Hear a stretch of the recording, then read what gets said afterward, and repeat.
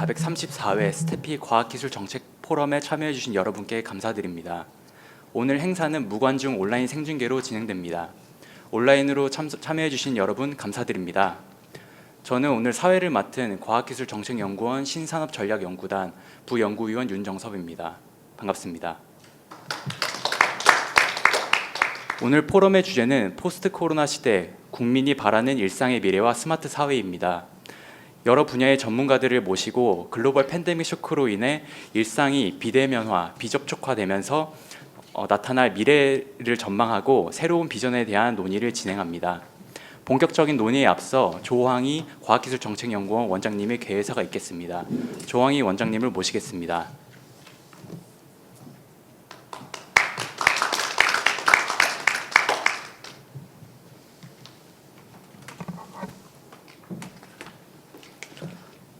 네, 안녕하십니까. 과학기술정책연구원장 조항입니다. 코로나 바이러스가 전 세계적으로 유행하고 있는 요즘 우리나라는 K방역과 같은 타 국가의 귀감이 될 만한 모습으로 현재 위기를 지혜롭게 대처해 나가고 있는 것 같습니다. 하지만 안타깝게도 언제 끝이 날지 알 수 없는 상황 속에서 우리 국민들은 불안해하고 있는 것 또한 현실입니다. 우리 국민들은 교육, 일터, 여행 등 많은 일상의 영역에서 이전과는 다른 모습으로 계속하여 변모된 삶을 살아가고 있습니다. 국민의 이러한 불편을 최소화하기 위하여 최근 정부에서는 언택트 혁신과 한국형 뉴딜 정책을 발표하는 등 보다 빠르게 이 상황을 극복하기 위해 최선을 다하고 있습니다. 오늘 이 포럼에서는 조금 다른 시각에서 현 상황을 살펴보고자 합니다. 국민이 바라는 일상의 미래, 어떻게 보면 국민이 바라는 일상이라는 게 정답일 수 있겠습니다.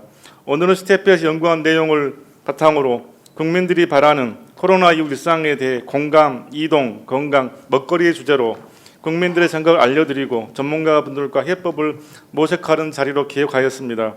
오늘의 포럼을 통해 코로나로 인해 침범당하는 미래가 아니라 우리 국민들이 바라는 코로나 이후의 새로운 미래로 도약하는 계기가 되기를 진심으로 바람하지 않습니다. 감사합니다.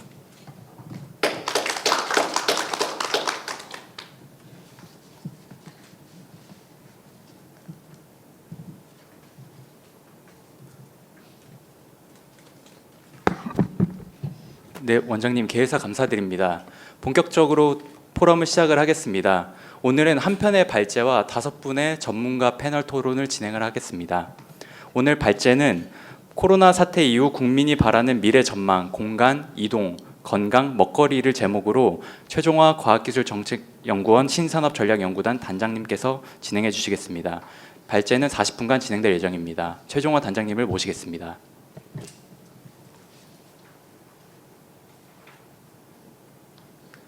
예, 스태피 신산업전략연구단을 맡고 있는 최종호라고 합니다. 오늘 무관중으로 진행하다 보니까 좀 발제하는 것도 좀 어색하고 그런 측면이 있는 것 같습니다. 좀 양해를 부탁드리고요.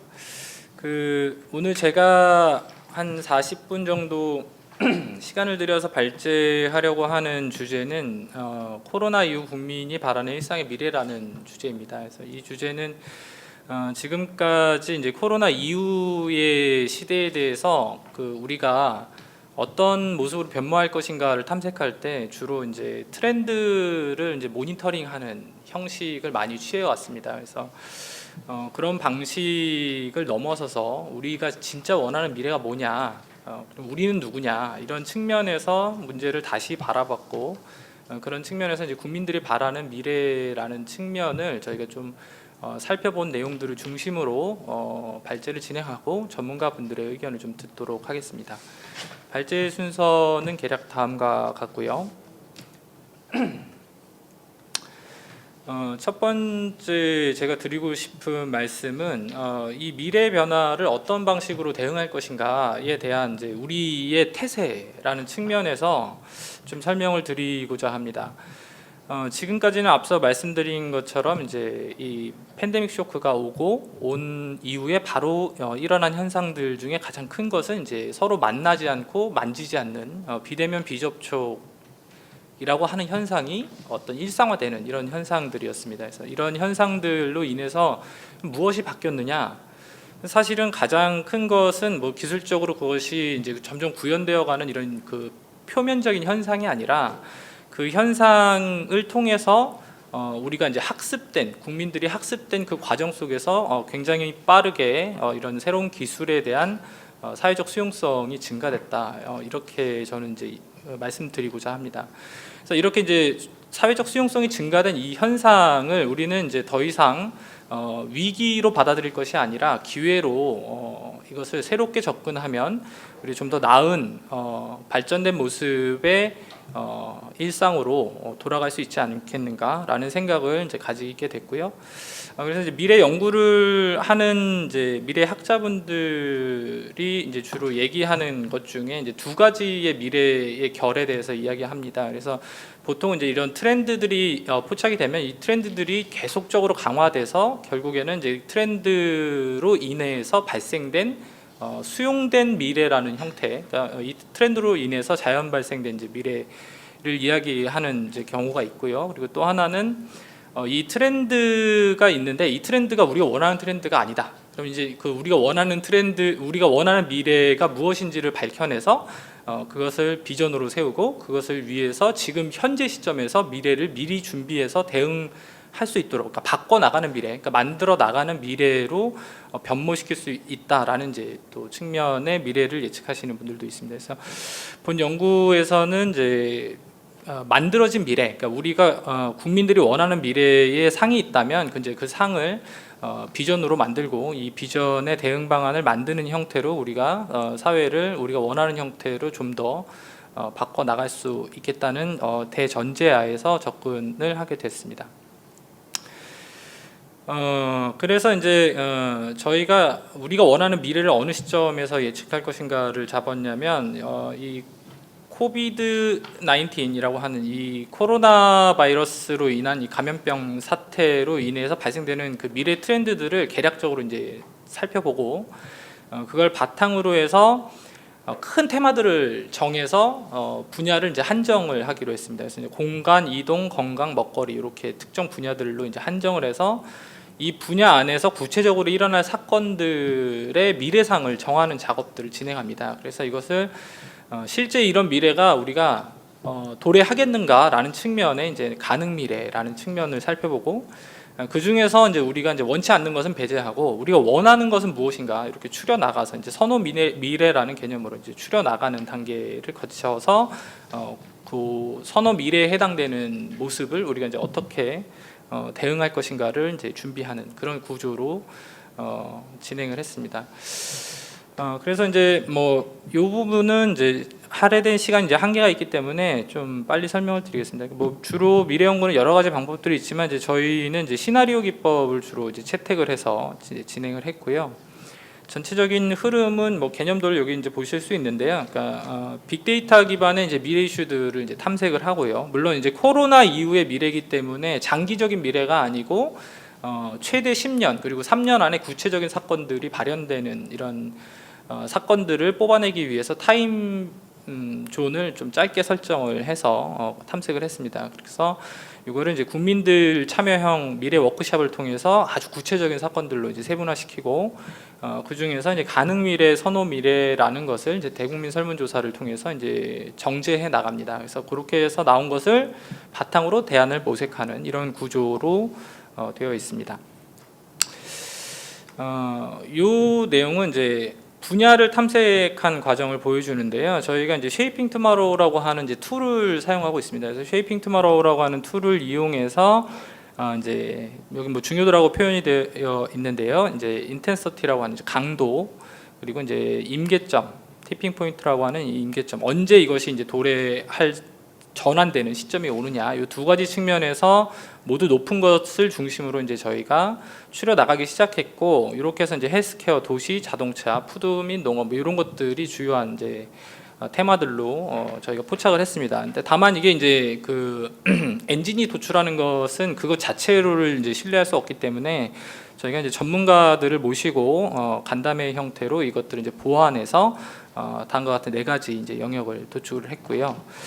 도출한 이후에 이것들은 이제 넷마이닝 기법들을 사용해서 더 구체적인 이슈 키워드들을 분석을 합니다. 그래서 이제 그것들을 통해서 구체적인 이 큰 테마 안에서 일어날 수 있는 주요 이제 사건들을 예상되는 사건들을 뽑습니다. 그래서 이렇게 이제 한 20개 정도의 큰 테마들을 만들어냈고, 이것들은 이제 국민과 함께 사건을 아주 세부적으로 국민들이 바라는 상으로 이제 전환하는 작업들을 진행을 했습니다. 그래서 이제 국민들이 이야기한 사건들을 중심으로 해서 이 사건들을 평가하는 행위를 해서 한 이제 57개 정도로 구체적인 이제 사건 시나리오라고 저희는 부르고 있는데요. 이 사건 시나리오를 만들어서 지금 보시는 것 같은 아주 구체적인 이제 시나리오들로 이제 만들어냅니다. 다만 이제 오늘 발제 시간이 이제 한계가 있기 때문에 이걸 이제 다 설명을 드릴 수는 없고, 여기서는 개략적인 모습만 보여드리고 이후에 제가 시사점을 중심으로 설명을 드리도록 하겠습니다. 그래서 이제 공간 같은 경우는 아까 그 도출된 이제 대표적인 사건 시나리오 중에서 이제 가능 미래와 선호 미래와 관련되어 있는 이제 국민들의 그 평가 결과가 설문 결과가 있는데요. 이 내용들의 대략적인 부분들만 좀 설명을 드리면, 일단 이제 가상 사회라고 하는 영역에 대한 수용성이 굉장히 높아졌습니다. 그런 트렌드들이 이제 포착이 됐고, 그리고 이제 그러다 보니까 주로 이제 뭐 접속 공간이나 시설 이런 것들에 대한 미래상을 이야기하는 그런 사건들을 많이 국민들이 워크샵 과정에서 이야기한 것을 저희가 이제 확인할 수 있었고요. 그리고 이제 뭐 지금 뭐 이미 뭐 많이 활성화됐지만 이제 원격 상거래와 관련된 것이 더 지금보다 훨씬 더 그 강화된 형태로 나타날 것으로 국민들은 생각을 하고 있고, 그걸 또 수용할 자세가 되어 있음을 확인했습니다. 그리고 이제 개인에게 아주 이제 특화되어 있는 제품을 선호하는 경향도 같이 강해진다는 것을 저희가 확인했고, 그리고 요거하고 같이 일어나는 현상 중에 재밌는 거는 국민들이 원격을 선호하는데, 원격을 선호함과 동시에 서로 교감하기를 원한다는 거예요. 그래서 서로 이 대비되는 가치를 같이 원한다는 것이 또 재밌는 결과였습니다. 뭐 이동도 다음과 같은 이제 주요 사건들이 도출이 됐고, 대표적인 이제 키 파인딩들은 이제 이동 수단의 무인화는 이제 국민들은 그 일반적인 사건으로 이제 받아들이고 있는 것 같습니다. 그래서 이 부분에 대한 기대가 굉장히 높음을 확인할 수 있었고, 요즘에 이제 배송 수요가 언택트 때문에 굉장히 늘어나다 보니까 이 배송 수요 증폭 때문에서라도 이제 무인화나 이런 것들이 좀 더 필요하겠다. 근데 무인화가 단순하게 뭐 우리가 쉽게 많이 얘기했던 드론 택배 이런 쪽보다도 실제 이제 서로 만나지 않으면서 이 물류를 할 수 있는 영역에서 좀 편의성을 도모하는 이런 맥락의 그 니즈들이 좀 강하게 있었고요. 그리고 이제 많이 돌아다니지 않기 때문에 이제 이동 거리가 이제 축소되는 현상들에 대해서 국민들은 또 그것이 이제 자기의 그 코로나 이전의 삶과 좀 다른 모습이기 때문에 이 부분에 대한 우려, 그리고 이런 이제 무인화라든지 이제 이동 환경 자체가 프레임 자체가 바뀌기 때문에 그걸로 인한 제도 변화에 대한 이제 걱정, 이런 것들이 같이 좀 조사가 됐습니다. 먹거리 부분에서는 뭐 여기는 시사점이 많지는 않고 오히려 굵직한 특징을 좀 가집니다. 그래서 이제 먹는 것에 대한 안전에 대한 우려가 이제 증폭이 되다 보니까 정보를 투명하게 공개하고 그거를 자기가 자유롭게 이용할 수 있어야 한다는 니즈가 이제 되게 강하게 나타나고, 그리고 이제 먹거리 환경 안에서 이제 내가 원하는 먹거리를 골라 먹을 수 있게 해달라는 니즈가 이제 포착이 됐습니다. 그리고 이제 영양 격차라고 하는 개념이 굉장히 강해지고 있다는 것을 저희가 하나 확인을 했는데, 뒤에 사례에서 좀 더 설명을 드리도록 하겠습니다. 건강 주제 같은 경우도 비슷한 양상인데요. 건강도 이제 정보 민감성이 굉장히 커졌어요. 그래서 건강 정보를 실시간으로 확인하거나 이제 원격 의료를 할 수 있는 기반 데이터들이 공유되기 손쉬운 과정, 이런 것들이 이루어져야 된다는 니즈가 강했고, 그리고 또 그것하고 같이 연결해서 이제 원격 의료가 일어났을 때 발생되는 이제 의료 격차, 그리고 이제 데이터들을 우리가 많이 활용을 하게 됐을 때 발생되는 또 의료 정보의 격차, 이런 것들에 대한 우려, 그리고 이제 우리가 이제 큰 감염병 위기를 지금 겪고 있기 때문에 앞으로 발생될 수 있는 이제 신종 질환에 대한 위기 의식이 굉장히 강하게 나타난다는 것이 이제 특징적이었습니다. 그래서 이제 이런 조사 결과를 바탕으로 해서 이제 저희가 8가지 정도의 이제 큰 트렌드들을 이제 정리를 했습니다. 그래서 이제 지금 보시는 것과 같은 내용들이고요. 이거는 이제 국민들 워크숍한 것과 트렌드 모니터링한 것들을 같이 해서 지금 현재 어떤 것으로 대비하고 있고 앞으로 또 어떻게 될 것이다라는 측면에서 좀 설명을 드리겠습니다. 원격화라고 하는 측면은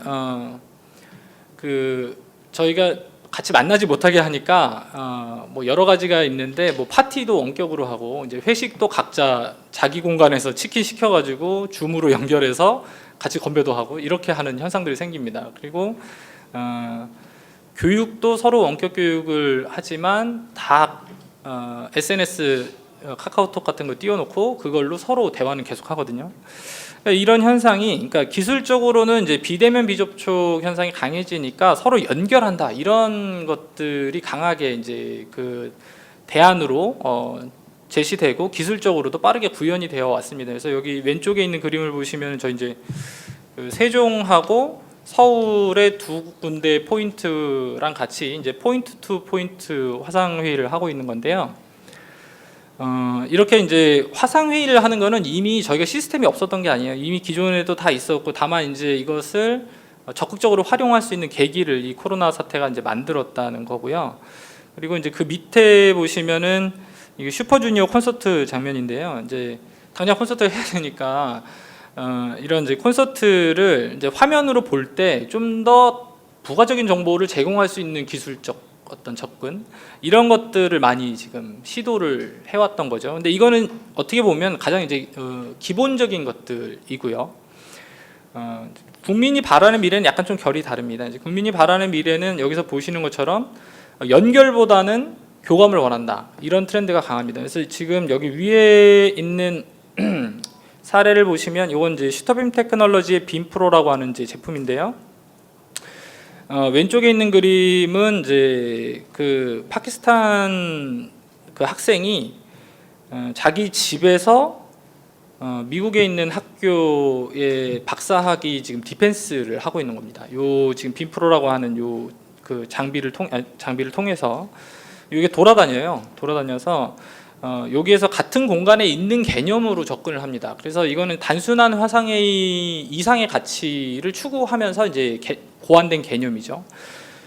요 사례는 여기 있는 그림은 없지만 이제 한번 다큐멘터리에서 방영을 한 적이 있어요. 그래서 미국에 이제 전신불구인 분이 LA의 자기 병원 침실에 누워가지고 광화문에 이제 가이드 투어를 하는 이제 장면을 다큐로 한번 찍은 적이 있습니다. 그래서 일본인들하고 막 이제 섞여서 광화문에 가이드 투어를 하는데 이제 이 빔프로 이 제품이 따라다니는 거예요. 그 가이드를 따라다니면서 이 사람이 이제 영어로 질문을 하면 그거를 얘가 이제 자동으로 번역을 해서 이제 한국어로 가이드한테 이제 물어봐주고 그리고 이제 옆에 일본인하고도 서로 같이 이제 프로그램에 참여한 사람으로서 농담 따먹기도 하고 이제 그렇게 하면서 하는 이제 다큐가 한번 나온 적이 있습니다. 이게 더 나아가면 사실 교육 현장이나 이런 데서도 더 이상 이제 특수 교육을 하기 위해서 특수학교를 만드는 개념이 아니고 친구 동료들과 같이 조모임을 할 수 있는 구조로 이런 방식을 활용할 수도 있겠죠. 그러니까 이런 국민이 바라는 니즈가 결합된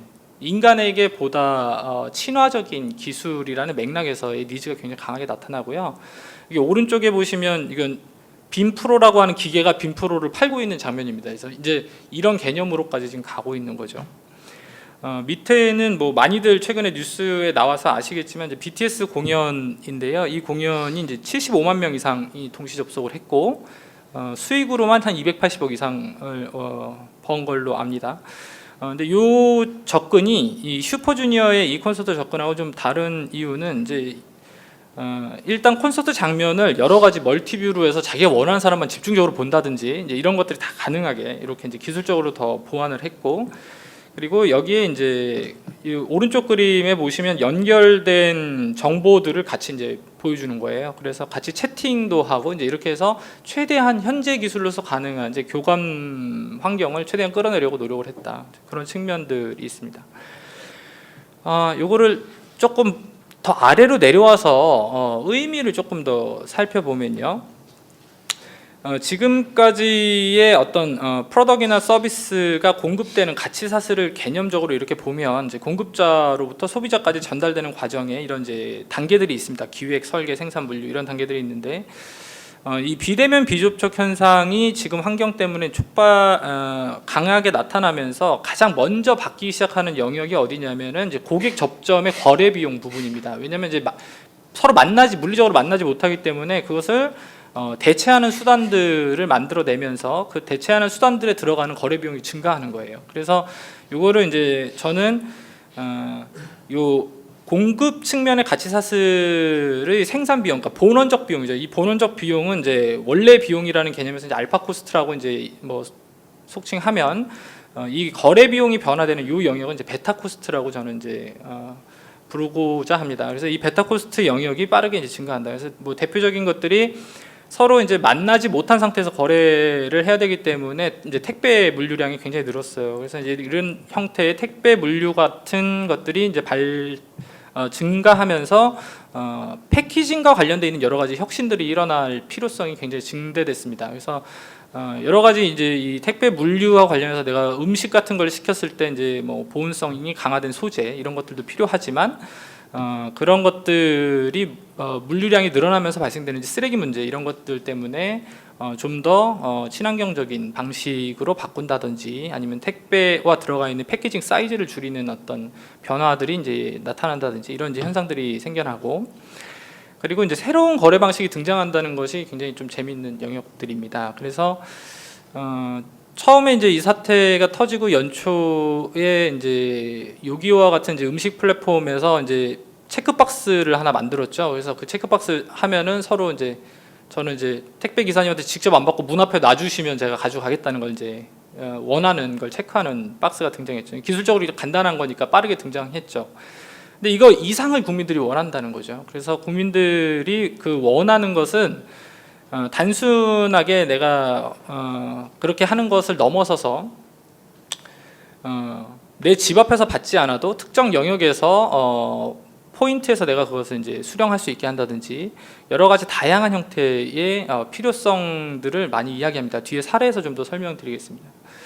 또한 이제 신뢰 비용이 증가한다는 것이 또 재밌는 영역인데요. 이건 이제 서로 만나지 않기 때문에 내가 너인지를 명확하게 확인할 방법을 이제 찾아야 하는 상황이 되어버린 겁니다. 그래서 내가 상대방과 거래 상대자와의 신뢰를 확인하기 위한 여러 가지 아이덴티피케이션을 하는 그런 어떤 기술들이라든지 아니면 서로 신뢰를 확보하기 위해서 필요한 이제 보증. 그래서 이제 이 서티피케이트 하는 이제 뭐 보험이라든지 이런 것들도 발달하고요. 이제 그런 이제 현상들로 앞으로 더 가속화될 수 있다는 측면을 말씀드리고 그리고 이제 이런 사슬이 이쪽 거래 비용이 증가하면서 2차적으로 미치는 파급이 뭐냐면 결국에는 이것들이 가능하게 하는 플랫폼을 중심으로 운영될 수밖에 없습니다. 그래서 이제 플랫폼을 가지고 있는 자와 가지지 못한 자 그리고 플랫폼을 제공할 수 있는 기업과 그렇지 못한 기업은 굉장히 큰 차이를 보일 수 있다. 그래서 플랫폼 비즈니스의 중요성이 굉장히 증대되고 그리고 플랫폼 비즈니스 중심으로 헤게모니가 전환되는 가능성을 우리가 가지고 있습니다. 그리고 이 플랫폼 비즈니스는 대규모 자본 집약적인 접근이 필요하기 때문에 자본 투입에 대한 중요성이 증대되는 이런 현상들도 나타날 수 있습니다. 그리고 우리가 만나지 않기 때문에 이것을 위한 기획 설계 비용의 증가도 우리가 예상해 볼 수 있습니다. 여기 보면 이제 사례를 제가 좀 보여드리는데요. 여기 왼쪽 위에 보시면 여기 이제 사실 저희 집 아이들입니다. 이게 쌍둥이인데 저희 집 아이들이 이제 이 사태 초기에 집에서 이제 원격 교육을 지금 하고 있는 거예요. 그래서 집에서 원격 교육할 때는 이제 PC 한 대씩 하고 이제 자기 그 헤드셋만 있으면 되는 상황이죠. 생각보다 잘 적응합니다. 잘 적응하고 잘 수업해요. 학교를 다닐 때랑 학부모 입장에서는 큰 차이를 잘 모르겠습니다. 다만 이제 학부모가 불편해서 그렇죠. 근데 그 옆에 그림을 보시면 우리가 실상을 알 수 있습니다. 이 프론트 엔드 단은 별로 어렵지 않고 수용하기 쉬운 접근으로 되어 있어요. 근데 다만 거래 비용이 증가하고 이것이 결국에는 설계 비용이나 기획 비용으로 연계될 수 있다는 것을 의미하는 그림입니다. 이 백엔드 단에서는 이제 선생님은 이러고 계셔야 되는 거예요. PC가 지금 여기 3대가 있거든요. PC를 3대를 켜놓고 모니터는 지금 4대를 올려놓고 지금 수업을 하고 있는 상황이에요. 이렇게 이제 더 많은 준비를 해야 되고 선생님은 이 원격 교육을 하기 위해서 더 많은 수업 준비를 하셔야 하는 이제 이런 상황으로 가는 거죠. 그래서 이제 그 사실 기반에 깔려 있는 뒷단의 비용들은 이것으로 인해서 이제 급격하게 증가될 수 있는 현상들로 이제 나타날 거다. 그리고 이제 아까 말씀드린 이제 패키징 혁신, 이 패키징 혁신은 밑에 그림에서 좀 더 설명을 드리겠습니다. 그리고 이제 오른쪽 끝에 자동차가 돼 있는데 이거 이제 K카라고 하는 이제 중고차 거래 사이트인데요. 차 서로 만나질 못하게 하니까 이제 직접 물리적인 위치에 가서 그것을 확인하고 이제 구매하는 이런 것들을 이제 꺼려하는 현상들이 강해졌죠. 그래서 실제로 이 K카 서비스는 좀 빠르게 이것들을 기존에 이제 하던 것들인데 좀 더 이제 적극적으로 부각을 시키고 있는 건데요. 이제 이거는 이제 3차원적으로 이걸 다 볼 수 있게 이 차를 돌려줍니다. 물리적으로 굉장히 그 기초적인 방식이죠. 그래서 이제 차를 이제 다 확인을 하면은 이제 요거를 내가 구매를 하겠다 그러면은 요거는 이제 배송을 해줘서 내가 직접 일주일 정도 타보고 사겠다 그러면 사는 거고 아니면 이제 반납하는 이런 구조로 되어 있습니다. 이 안에 기존 방식하고 다르게 여러 가지 비즈니스 환경이 방식이 바뀝니다. 그래서 이거를 하기 위해서 돈을 중간에서 누군가 물고 있어야 되니까 일종의 신탁 개념의 어떤 그 거래 방식이 또 더 중요하게 부각이 되고 그리고 이런 방식을 넘어서서 실제로 존재하지 않는 제품들을 실제처럼 보게 하는 여러 가지 증강현실 기술이라든지 시뮬레이션 기술이라든지 이런 것들이 훨씬 더 중요해집니다. 그래서 그런 것들에 대한 이제 기술적인 변화를 국민들이 굉장히 원한다 이런 측면이 있고 밑에 보시면 이제 점점 더 진보되는 것을 보실 수 있는데요. 왼쪽 하단에 보시면은 저희가 초반에 이렇게 참 그 슬픈 시절을 보냈죠. 서로 이제 거리두기를 하라고 하니까 어쩔 수 없이 이제 줄로 당겨가지고 커피를 받는 이런 이제 방식을 사용했습니다. 근데 그 옆에 그림을 보시면요, 이 도서관에서요, 도서관이 셧다운되니까 대출 서비스를 받기가 어려워서 이렇게 이제 사물함에다가 이제 사서가 책을 꽂아주면 그걸 이제 가져가고 반납도 여기다 하는 이제 방식으로 비대면을 추구하는 방식으로 좀 더 이제 발전했습니다. 요거는 이제 세종시 같은 경우는 이걸 응용해가지고 이제 도서관에 책이 없으면은 자기가 서점 가서 책을 사가지고 보고 그거를 여기다가 반납하면은 이제 도서로 등록해주는 이런 이제 서비스도 하고 있어요. 그러니까 이게 점점 발달하는 거죠.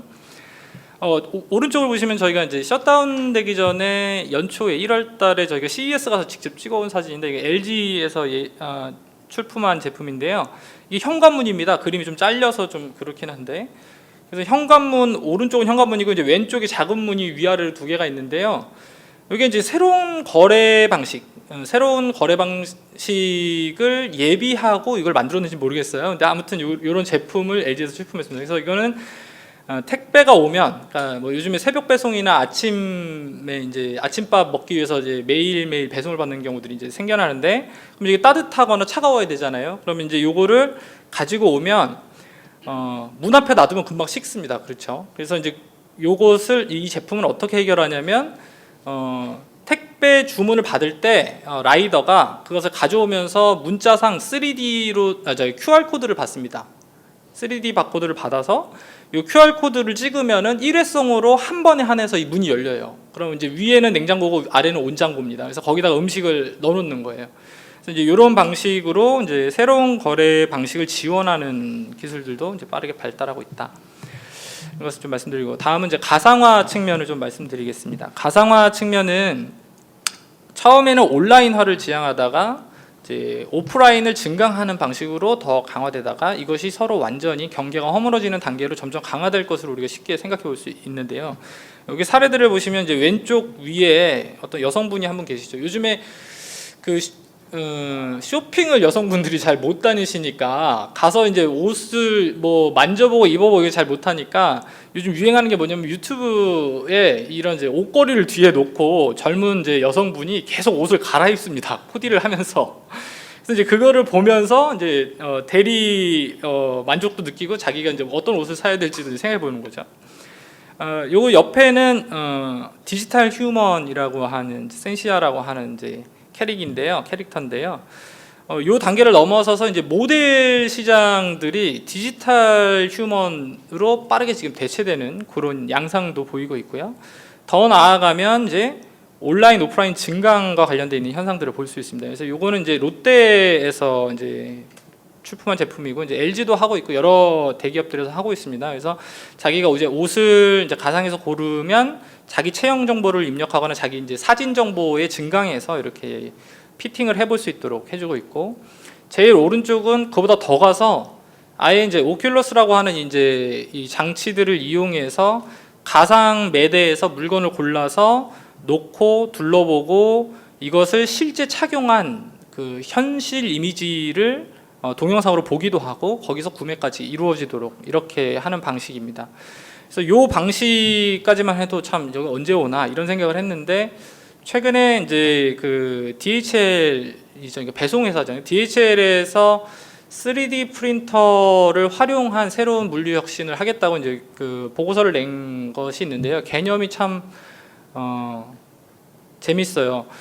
이 3D 프린터는 우리가 생각할 때 되게 아직까지 조악하다고 생각할 수 있는데요. 그러니까 생각보다 굉장히 정교하고 다양한 소재로 물건들을 만들어낼 수 있습니다. 그래서 지금은 이렇게 이제 가상 현실에서 물건들을 구매하면 택배로 받지만 자기네들은 택배 시간을 훨씬 더 물류 시간을 단축시키기 위해서 뭐 예를 들면 해외 배송이다 그러면은 7일 걸릴 거를 자기는 이제 주문이 들어오면 아예 현지에서 집 근처의 편의점이나 3D 프린터 샵에서 바로 출력을 할 수 있게 하는 비즈니스를 선점하겠다, 이제 이렇게 접근을 하는 거죠.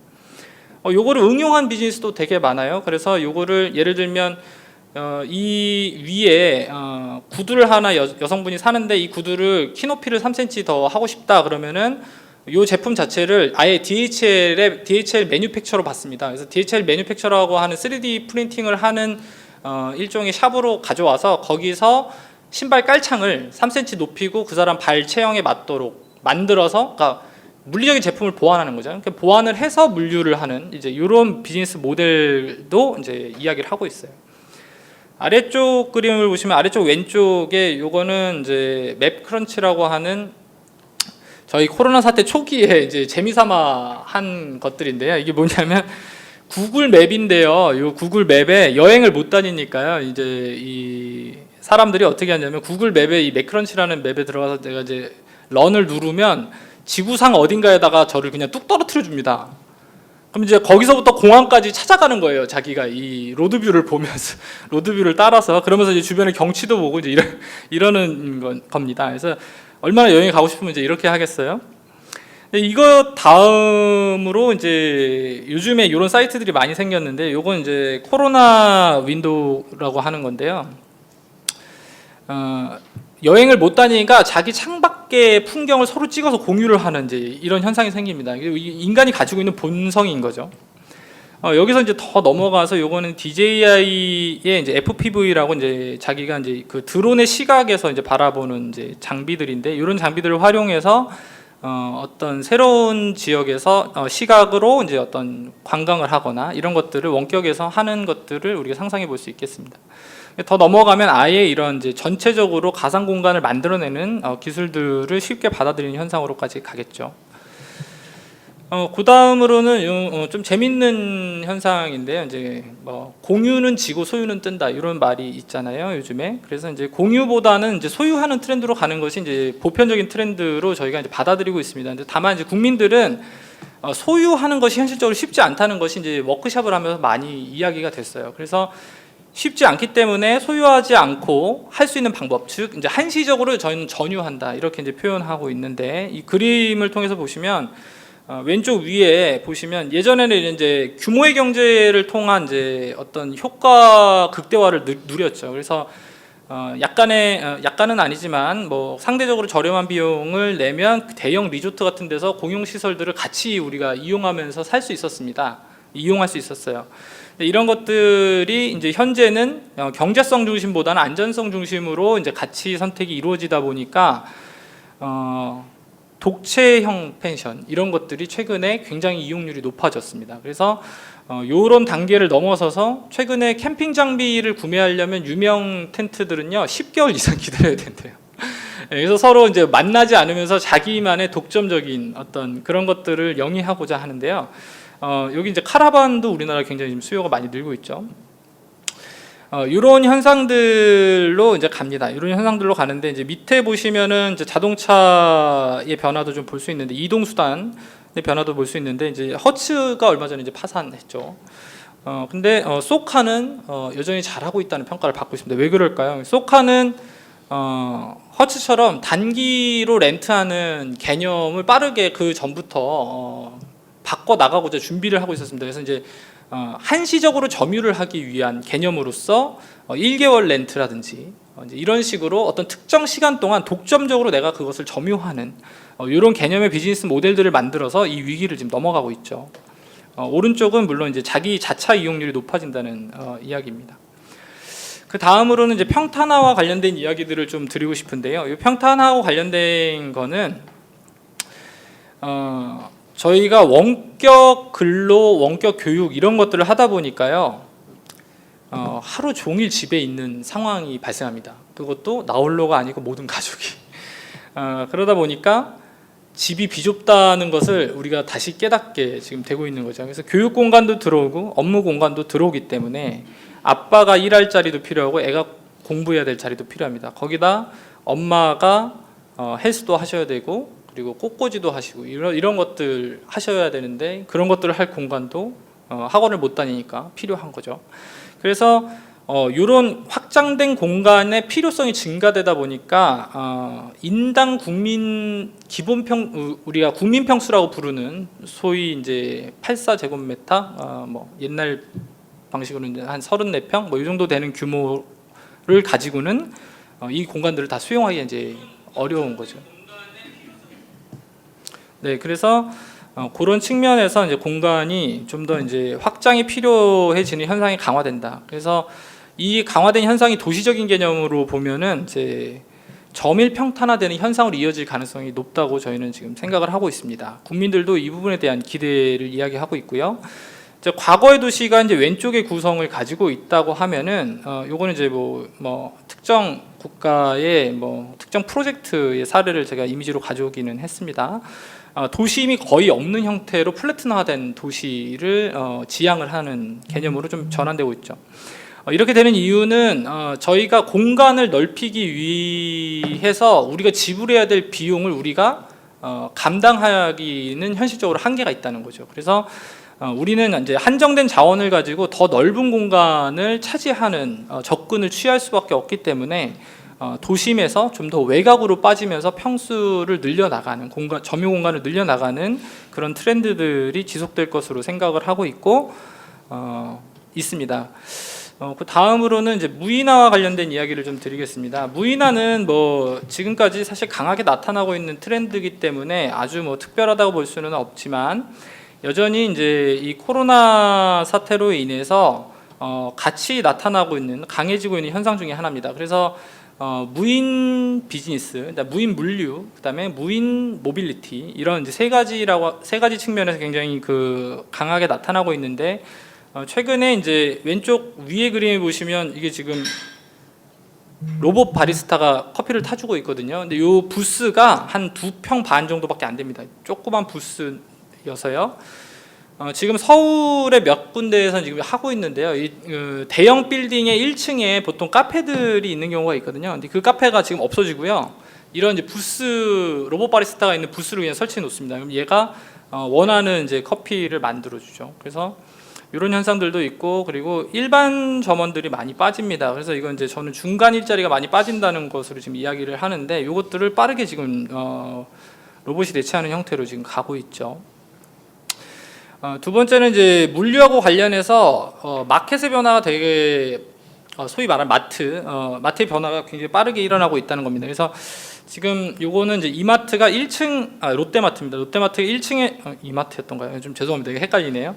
1층에서 이제 주문한 것들을 저 엘리베이터에다 집어 넣으면 2층에 물류로 올라갑니다. 그래서 2층이 물류센터예요. 그래서 2층에 물류센터에서 배송이 바로 나갈 수 있게 이제 만들어놨는데 요게 이제 더 강해져서 지금 어떻게 하려고 하냐면 아파트를 설계할 때 아파트의 그 공동시설에 물류센터, 소형 물류센터를 지금 두는 프로젝트들을 지금 아파트 설계에 반영하고 있습니다. 그래서 여기서 물류가 가면 집 앞으로 택배가 개별 배송되는 게 아니고 아파트 물류로 들어가 버려요. 그럼 아파트 물류에서 다시 재배송이 일어나는 형태로 방식이 지금 바뀌는 거죠.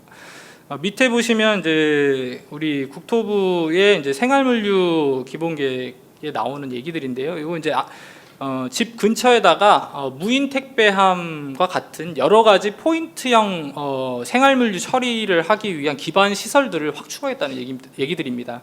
이런 것들이 굉장히 빠르게 진행될 수 있고 무인형 모빌리티하고 관련된 수요도 계속적으로 강하게 나타나고 있어요. 그래서 위에 보시면 요거는 이제 4분의 1 쿼터나 2분의 1 쿼터, 그러니까 자동차보다 한 4분의 1 사이즈나 반 사이즈 정도 돼서 도로 변으로 붙어 다니는 임무 차량들, 그러니까 도로를 청소하거나 아니면 이제 택배를 배송하거나 이런 것들을 이제 도입하는 프로젝트들과 관련해서 CES에 출품됐던 얘기들입니다.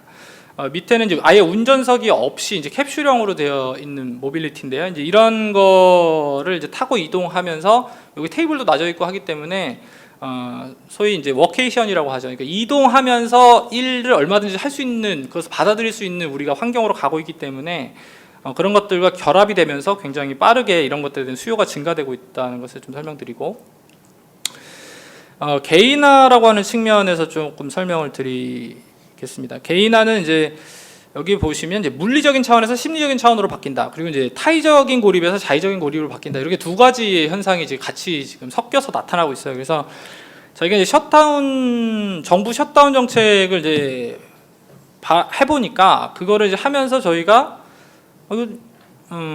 생각보다 괜찮은데 이런 측면도 있는 거죠. 네, 그래서 이제 그것들을 스스로 받아들이는 이제 부류가 생겨나기 시작했어요. 그래서 이 부류들이 만들어낸 경제, 그래서 이걸 이제 셔틴 이코노미, 그러니까 셔틴은 사전적으로는 이제 스스로 가두다 이런 의미가 있죠. 그래서 이제 자발적으로 고립하는 데서 발생되는 비즈니스들로 만들어진 경제, 이런 것들이 이제 나타난다는 거죠. 그래서 처음에는 이제 우리가 식당을 못 가니까 어쩔 수 없이 이제 음식을 배송받아 먹었는데, 지금 가운데 있는 그림들을 보시면 어차피 그럴 거면은 아예 그냥 매일매일 나 밥하는 거 귀찮으니까 매일매일 그냥 이렇게 막 받아서 먹자. 재료도 맨날 쇼핑하는 거 어려우니까 마켓컬리 같은 데서 주문해가지고 신선한 거 바로 쓰자. 그래서 마켓컬리 같은 경우는 작년 거의 작년액이 한 5천억 매출 정도 나왔는데 올해 이제 추정액이 한 1조 정도 돼요. 그래서 이제 자기들 목표는 올해 한 시장이 2배 정도 성장할 것 같다 이렇게 생각하고 있고, 그리고 이제 음식과 관련해서 내가 스스로 재배해서 먹거나 대리 재배를 하겠다는 이제 사건 시나리오를 얘기하는 국민들이 있었어요. 그래서 내가 원하고 신뢰할 수 있는 데서 생산된 거를 먹겠다 이렇게 하는 경우들이 생겨나고, 더 가면 심리적인 차원으로 넘어갑니다. 그래서 이제 위에 그림은 보시면은 요즘에 이런 점포에 가면은 혼자 볼게요 박원이라는 게 있는 거 혹시 아세요? 여성분들은 좀 아십니다. 왜냐면 이게 화장품에서부터 보통 먼저 시작했는데요. 이제 점원이 와서 자꾸 이제 설명하는 게 귀찮은 거예요. 그래서 이제 색깔이 다른 바구니 들고 있으면은 이제 자기 혼자 볼 수 있게 점원이 이제 가서 이제 귀찮게 안 합니다. 이런 게 지금 이건 안경점 사례인데 여러 가지 점포에 다 확장되고 있어요. 밑에 보시면 이제 이건 독고진이라고 하는 식당인데요. 1인 식당입니다. 그래서 이 옆에 삼겹살 구이판이 있고요. 그 위에 이제 TV도 있고 핸드폰 거치대도 있어요. 가운데 보시면 여성은 지금 TV랑 핸드폰 두 개를 동시에 보고 있습니다. 지금. 그래서 이제 그러면서 혼자 삼겹살 먹는 거예요. 근데 이런 이제 혼자서 누군가의 심리적인 간섭을 받지 않고 혼자 지내려는 현상, 이런 것들이 굉장히 강하게 나타나고, 이것이 집안에서 그런 것들을 하는 것으로 점점 더 발전되고 있다 측면이 있고, 시간을 제가 거의 다 썼기 때문에 좀 짧게 마무리를 하겠습니다. 양극화라는 측면에서 우리가 좀 한번 살펴볼 필요가 있어서 이거 좀 간단히 설명드리겠습니다. 그러니까 아까 말씀드린 이제 플랫폼과 자본의 중요성이 부상하고, 이 과정에서 이제 디지털 전환과 관련된 수용성이 증가됐기 때문에 이런 현상들로 인해서 나타난 결과는 결국엔 디지털 전환이 가속화되고 있다는 것이거든요. 그래서 이 가속화되는 현상에 성공적으로 적응한 부류와 적응에 실패한 부류는 굉장히 다른 삶을 살 수밖에 없는 양상으로 치닫고 있습니다. 그래서 적응하면 공간이나 이동 측면에서는 그것을 더욱더 독점화가 가능한 상황으로 흐르고, 적응하지 못하면 위험을 감수하는 공간에 자기 머물 수밖에 없고, 물리적인 공간 중심으로 생활 범주가 한정된다든지 아니면 더 많이 불가피하게 이동할 수밖에 없는 상황을 수용할 수밖에 없는 이런 상황으로 가고, 먹거리도 항시적으로 건강을 관리하거나 충분한 영양을 취할 수 있는 부류와 영양 성분에 대한 불충분한 인지 때문에 영양 격차가 확대되고 역차별을 받는 부류로 구분될 수 있겠죠. 교육 일자리 측면에서도 마찬가지의 현상들이 나타날 것으로 보고 있습니다. 이런 양극화는 여기 오른쪽에 저희가 이제 그 사건을 평가했을 때도 이제 여기 이제 파란 버블 안에 있는 것도 있지만 이 빨간 버블 안에 있는 것들도 있어요. 그래서 오히려 국민들이 싫어하고 안 했으면 하는 것들 안에서도 시사점이 있다는 걸 우리가 확인할 수 있었고요. 여기에 보시면 의료 격차, 영양 격차, 바이오 기술 활용에 대한 서로 격차, 뭐 이런 여러 가지 현상들에 대해서 양극화되는 것에 대한 국민들의 우려가 강하게 있습니다. 이게 오른쪽에 보시면 이게 이제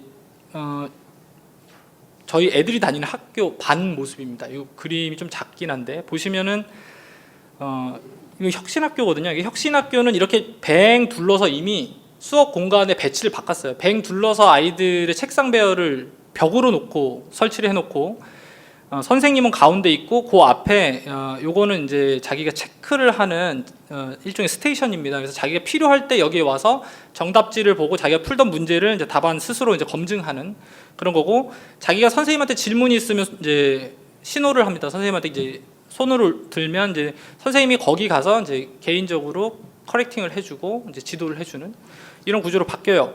그래서 지금 우리가 갖고 있는 이제 일반적인 이제 초등 교육에서 하고 있는 이제 강의식 이런 그 교수법과 이 자리의 배치 이런 것들도 그런 상황을 수용할 수밖에 없는 경우와 이렇게 바뀌어 나가는 환경에서 교육받는 경우는 좀 달라질 수 있다는 측면이 있고, 건강도 그래요.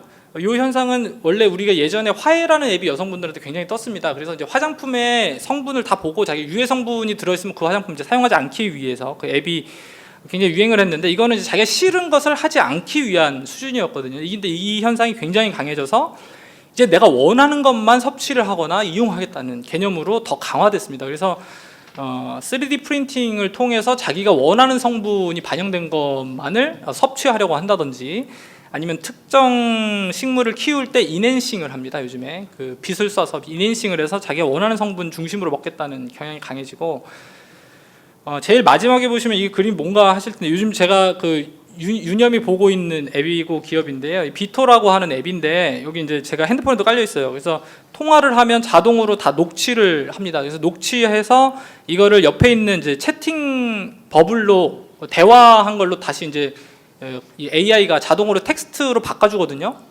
근데 이 앱이 우리 아이들의 교육하고 굉장히 밀접한 관련이 있을 수 있습니다. 이제 더 이상 방학 때 책을 100권 읽는 시대는 끝났다는 것을 암시하는 사실 앱이에요. 이렇게 텍스트로 바꿔주는데 요게 이제 카이스트 출신들이 만든 그 제품 그 앱이거든요. 근데 이게 이제 더 강화되면은 요 텍스트로 법을 만든 거를 다자들이 이야기한 걸로 같이 할 수 있도록 하고요. 그리고 요거를 다이제스트를 합니다. AI 기사 쓰듯이 다이제스트도 하고, 요게 지금 회의장 같은데 속기사들 많이 쓰시잖아요. 근데 이게 이제 회의장 같은데 와가지고 회의 내용을 자동으로 이제 타이핑하고 다이제스트도 하고, 뭐 더 가면 더 심각한 것도 하겠죠. 이런 현상들로 가요. 그러니까 지금 아이들한테 필요한 역량은 사실 이런 것들을 통해서 더 배 이상 혹은 뭐 10배가 될 수도 있을 것 같아요. 그렇게 많은 정보량을 빠르게 습득하고 그것을 얼마나 응용 가공할 수 있느냐, 이런 능력이 훨씬 중요해지는 거죠. 그러니까 그런 것을 할 수 있는 환경에서 교육을 받고 자기 비전을 찾는 애와 그렇지 못한 애는 다른 진로를 갈 수 있다는 측면이 발생하게 됩니다. 마지막으로 이제 투명화라는 측면을 좀 설명드리고자 하는데요. 이거는 이제 서로 안 만나다 보니까 신뢰 기술과 체계가 굉장히 중요해졌다는 거예요. 그래서 누군가가 내가 원하는 상대인지를 정확하게 식별하는 기술, 그리고 이제는 원격 교육이 이제 일반화되고 원격 근로가 일반화됐기 때문에 내가 한 일을 다른 사람이 한 것처럼, 나의 상사가 한 것처럼 이제 치팅하는 것이 쉽지 않아진 상황이 된 거죠. 모든 것이 다 트래킹되는 그런 상황으로 흐르고 있습니다. 그리고 이런 것들을 더 잘 통제하기 위한 방식들이 들어옵니다. 지금 오른쪽 아래에 있는 그림은 필웨이라고 하는 이제 중고 명품 거래 사이트인데요. 이 거래 사이트는 여기 이제 비싼 시계가 있습니다. 이게 3,500만 원짜리 시계가 여기 있는데 이 시계가 만약에 가짜면은 7천만 원을 보상해, 2배를 보상해 줍니다. 그럼 이 기업은 자기가 발생한 그 리스크를 어디서 해칭하느냐? 이 밸류체인 뒤쪽에 백엔드 단에 보험이 붙어 있어요. 그래서 보험으로 그 리스크를 해칭하면서 이런 비즈니스를 할 수 있게 만드는 거예요. 그러니까 기술뿐만이 아니라 비즈니스 방식을 바꿔서도 이 신뢰 시스템을 확보하려고 하는 움직임들이 지금 굉장히 빠르게 나타나고 있다는 설명을 좀 마지막으로 드리면서 발제를 마치도록 하겠습니다. 감사합니다.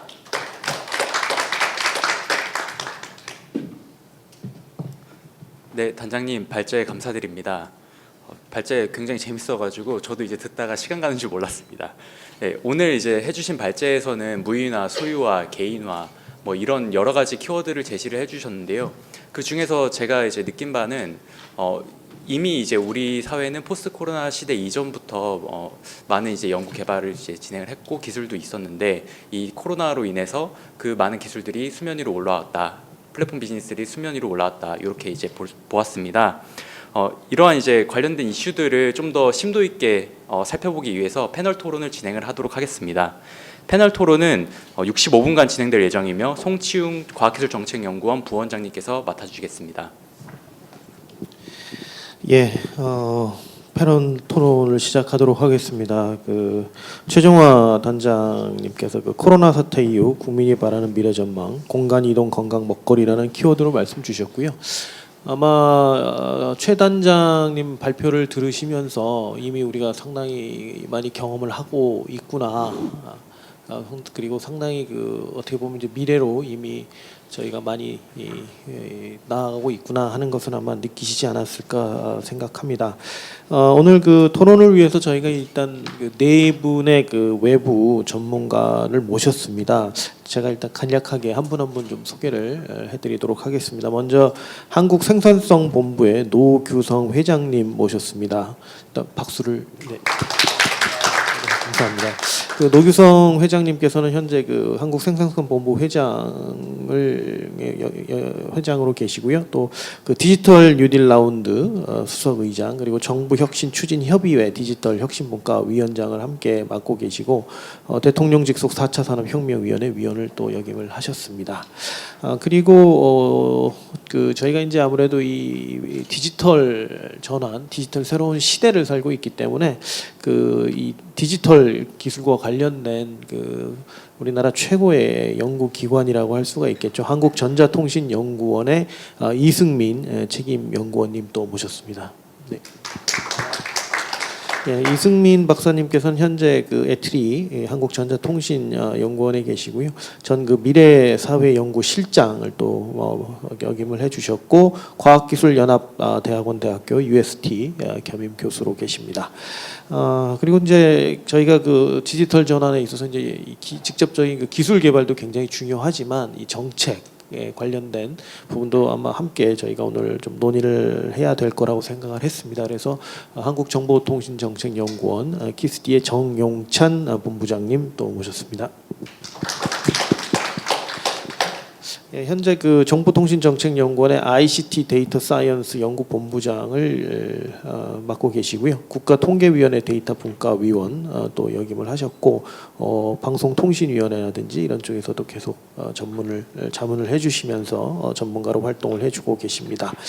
그리고 마지막으로 저희 국민대학교 사회학과의 최항섭 교수님 모셨습니다.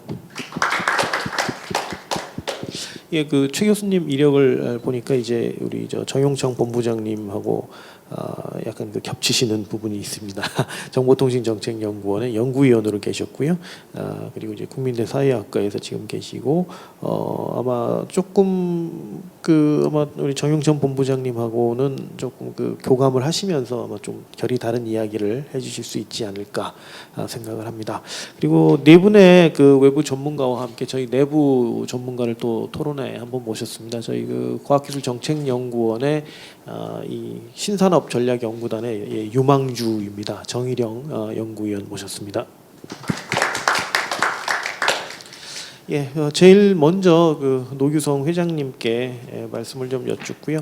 각 패널 분들께는 한 7분 정도 아마 시간을 드리고 뒤에 이제 Q&A가 좀 있고 또 마지막으로 좀 그 마무리해 주실 시간들을 드리기 위해서 일단 7분 정도 좀 말씀을 해 주셨으면 좋겠습니다. 네, 회장님 먼저 말씀 주시죠. 네, 그 발제 굉장히 그 의미 깊고 중요한 키워드와 그 사례를 통해서 우리 국민들이 어떻게 바라보고 있는지 잘 들었습니다. 저한테 주어진 주제는 이제 뉴딜, 디지털 뉴딜에 대한 얘기가 이제 주어져 있기 때문에 발제하고 뭐 연관이 이렇게 많이 될 수 있을지는 모르겠습니다만은 일단 그 한국판 뉴딜은 잘 아시듯이 3대 축으로 돼 있잖아요. 디지털 뉴딜, 그린 뉴딜, 그리고 고용사회 안전망이 3개 축으로 돼 있는데 그러니까 국민과 정부가 바라는 미래의 그림으로 국가의 대전환을 그렸죠. 거기에 이제 그 의견 수렴 과정, 국민 의견 수렴 과정이 있었고 또 전문가 자문이 있었고 그리고 이제 정부가 그림을 그렸는데 스태피의 이 연구 결과들이 좀 반영이 되는지는 잘 모르겠습니다만은 어쨌든 그 내용 안에는 상당 부분 녹아들은 측면도 있지 않을까 이런 기대를 좀 해보면서 간단히 정리를 하고 한국판 뉴딜 안에 디지털 뉴딜에 대해서 한 2, 3분 이 정도 말씀을 드리고 제가 이제 그걸 좀 보완하는 측면의 얘기 더 잘 되기 위한 얘기를 말씀을 간단히 드리고자 합니다.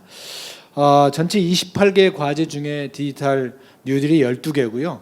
특히 이제 그 중에 10대 그 대표 과제를 뽑았는데 거기에 3대 그 디지털 뉴딜이 있고 디지털과 그린이 융합되는 이제 4대 과제가 있죠. 어쨌든 그래서 우리가 이 상대적으로 잘 코로나를 막아왔지만 경제도 빨리 회복을 하고 선도형 디지털 한국으로 전환하는데 목표가 있다고 볼 수 있을 것 같습니다.